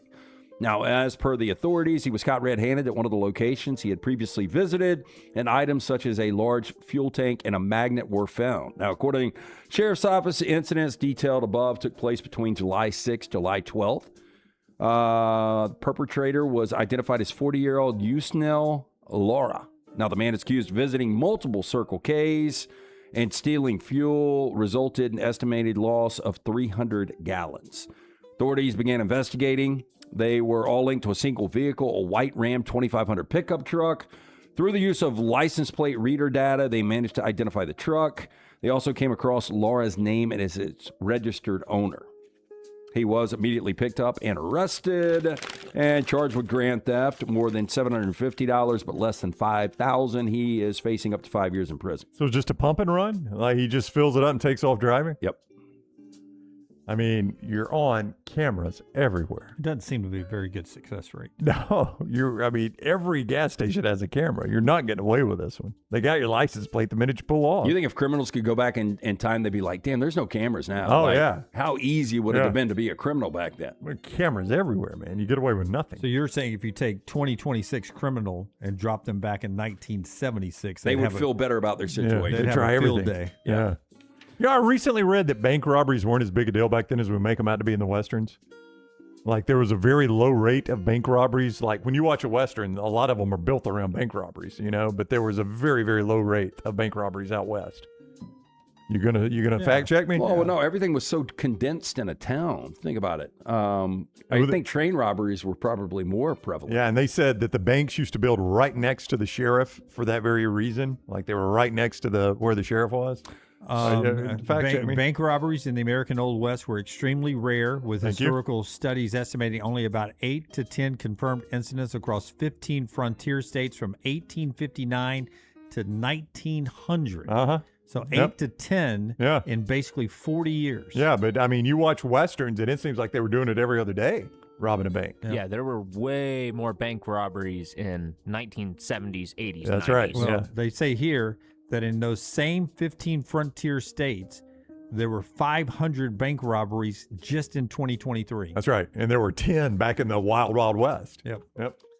A school in Western New York has scrapped its plan to introduce Sally, an AI-powered robot teacher, to its classes after backlash from parents. Now, while artificial intelligence has started playing a big role in many people's lives, humanoid robots are not that widespread just yet. Sure, there are some businesses testing them right now, but back in early July, a school district in Western New York announced plans to bring a humanoid robot into classes, a classroom assistant named Sally. The lifelike robot from Realbotics would be able to interact with students in their classwork. Initially drew a little bit of skepticism online, as well as with parents, with a few of them flagging security concerns about allowing a robot to store data about their kids. Can kind of see that. School district has paused its plans to utilize the $60,000 robot in the coming semester due to the growing backlash.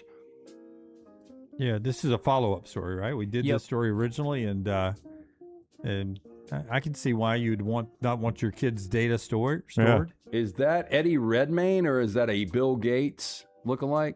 I don't know, but he's definitely thinking about buying one. Yeah, he likes the robot, doesn't he? Yeah, he looks more like a robot himself. Yeah. Man, those are some creepy-ass looking robots, though. Yeah. By the way, back to the thing, one of the reasons why, other than the closely bunched buildings, that they were rare, frequently most citizens had a firearm on them and could prevent the getaway. A lot of guns out there in the Wild Wild West. Yeah. And back then you shot first and they asked questions later. Shoot them all, let God sort them out, One of right? the great bank robbing movies. The town's great, but Hell or High Water. Rob them banks in Texas and see what happens. That's right. Yeah. Everybody packing, aren't they? And finally, a woman in China has gone viral after revealing she spent years biting her husband's toes in an attempt to stimulate his nerves following an accident that left him in a coma. This is your dream girl, Dunaway. You got to be in a coma, though. Zhao Jinkin suffered severe brain injuries and multiple fractures 2019 when he fell around 6 meters while rescuing a child trapped on a warehouse roof. Zhao used his own body to shield the child during the fall, leaving the youngster unharmed when he landed head first. Doctors told Zhao's family his chances of regaining consciousness were extremely slim. His wife quit her job as a kindergarten teacher became a full-time carer while she was also selling her paintings online to support the family. As part of his rehab, doctors advised Song to stimulate his fingers and toes to encourage nerve recovery. She later said she noticed a slight reaction after accidentally biting one of his toes. I don't know how you accidentally bite a toe. Accidentally did it. My bad. But this prompted her to continue the routine for years by covering his foot with plastic bag before biting the toes. I guess she thinks it's so disgusting. Woo. Wow. Now, Song also spent years talking to her husband, massaging his limbs. He first started opening his eyes in 2024 before continuing to regain limited movement and speech. According to this, he can now understand speech, raise his hand in response, and briefly stand with the assistants as his recovery continues. Yeah, good for her, man. What would you do for the person you cared most about in life to get them back and maybe get them some feelings? Yeah, I wouldn't need to bag the foot. Yeah, I mean, that's a wife right there, buddy. Yeah. She was dedicated to get that man back. That is Trash Today, brought to you by our friends at Bud Light. Don't forget our friends at Champy's, providing you great tailgate food in less than 30 days. In fact, 23 days until you get a little high school football regular season action. So you can get back out there and enjoy Champy's Chicken for the high school or the college tailgate, or for watching at home as well as Champy's Chicken, Highway 119 in Alabaster. Go by and see Sterling and the crew right there. That should be a whole lot of fun coming up this season. Before we get out of here, baseball trade deadline is upcoming. It looks like the Braves are going to get a Tigers pitcher, according to projections. Just not the one the Braves fans want. But it's still a pretty good guy. Casey Mize is being projected as a future trade target that the Atlanta Braves may end up with. According to CBS Sports, they project Mize to be on the block as well, along with Skubal, the big ace. You would hate this if you're in the National League Central. Right now, the top team expected to get Skubal is the Milwaukee Brewers. Mm. I mean, he's pretty much automatic, isn't he, right now? He's coming off of an injury earlier this year, but he's back, getting closer to automatic. Yeah, I mean, Milwaukee's already got the best pitcher, on the planet right now. And Mizorowski? Yeah, it was easy to say last year it was Skeens and Skubal, but Mizorowski, I mean, it's just complete domination every time out. And Mize has battled some injuries too. I know this because I have both of these guys on my fantasy baseball team. Of course. And and Blake Snell, who is about to come back. But the Tigers, give me Forster's mic. You expect Skubal's last start was yesterday, right? Yeah, they expect so. Last start before the deadline was yesterday. They kind of, the way that it ended, it seemed like he was kind of saying goodbye to everybody. A lot of handshakes when he hit the dugout and all that. Yeah. By the way, Jeff Passan from ESPN says it's the Dodgers. For Skubal? Good Lord. Yes. There's no way. Lance, y'all don't have some starting pitchers? I mean, why do y'all need another starter? They're always hurt. Find a spot. And if it's the Dodgers, it's over. Yeah. I mean, Skubal to the Dodgers, Vea and Donald to the Rams. Yeah, I mean, really, we're all moving to L.A. They are about to get Blake Snell back. He did a rehab appearance last night at low A ball and struck out everybody he faced. I think he threw 77 pitches and 66 of them were strikes. So he's coming back off from injury. So if you get Skubal in the trade deadline, you get Blake Snell back. That is a tough rotation to beat in a 5 or 7 game series. I don't know if you saw the video, but Bryce Harper was asked about adding pieces at the deadline, and then they asked Don Mattingly. He's like, Bryce says that, and he goes, "Are you thinking about it?" He goes, "Nobody else is really thinking about it, but Bryce is." I mean, that's essentially what he said. He took a shot at Bryce. Mattingly said, "Tell Bryce to stay in his own lane." He pretty much did. He goes, players always want to be GMs, and they don't know all the facts and all that. And so it looks like there's a division between Bryce Harper, and Don Mattingly now. And Mattingly's kind of that way, isn't he? He's a little hard-nosed. And I don't know Bryce Harper anymore. Like, is he viewed as an elite player still? I don't know. But he wants the Phillies to make a move at the deadline. We're back with you tomorrow at 9 a.m. Central Time. Don't forget Friday afternoon at the Walk-Ons on Highway 280 as we celebrate with the Folds of Alabama, a great month of fundraising in July.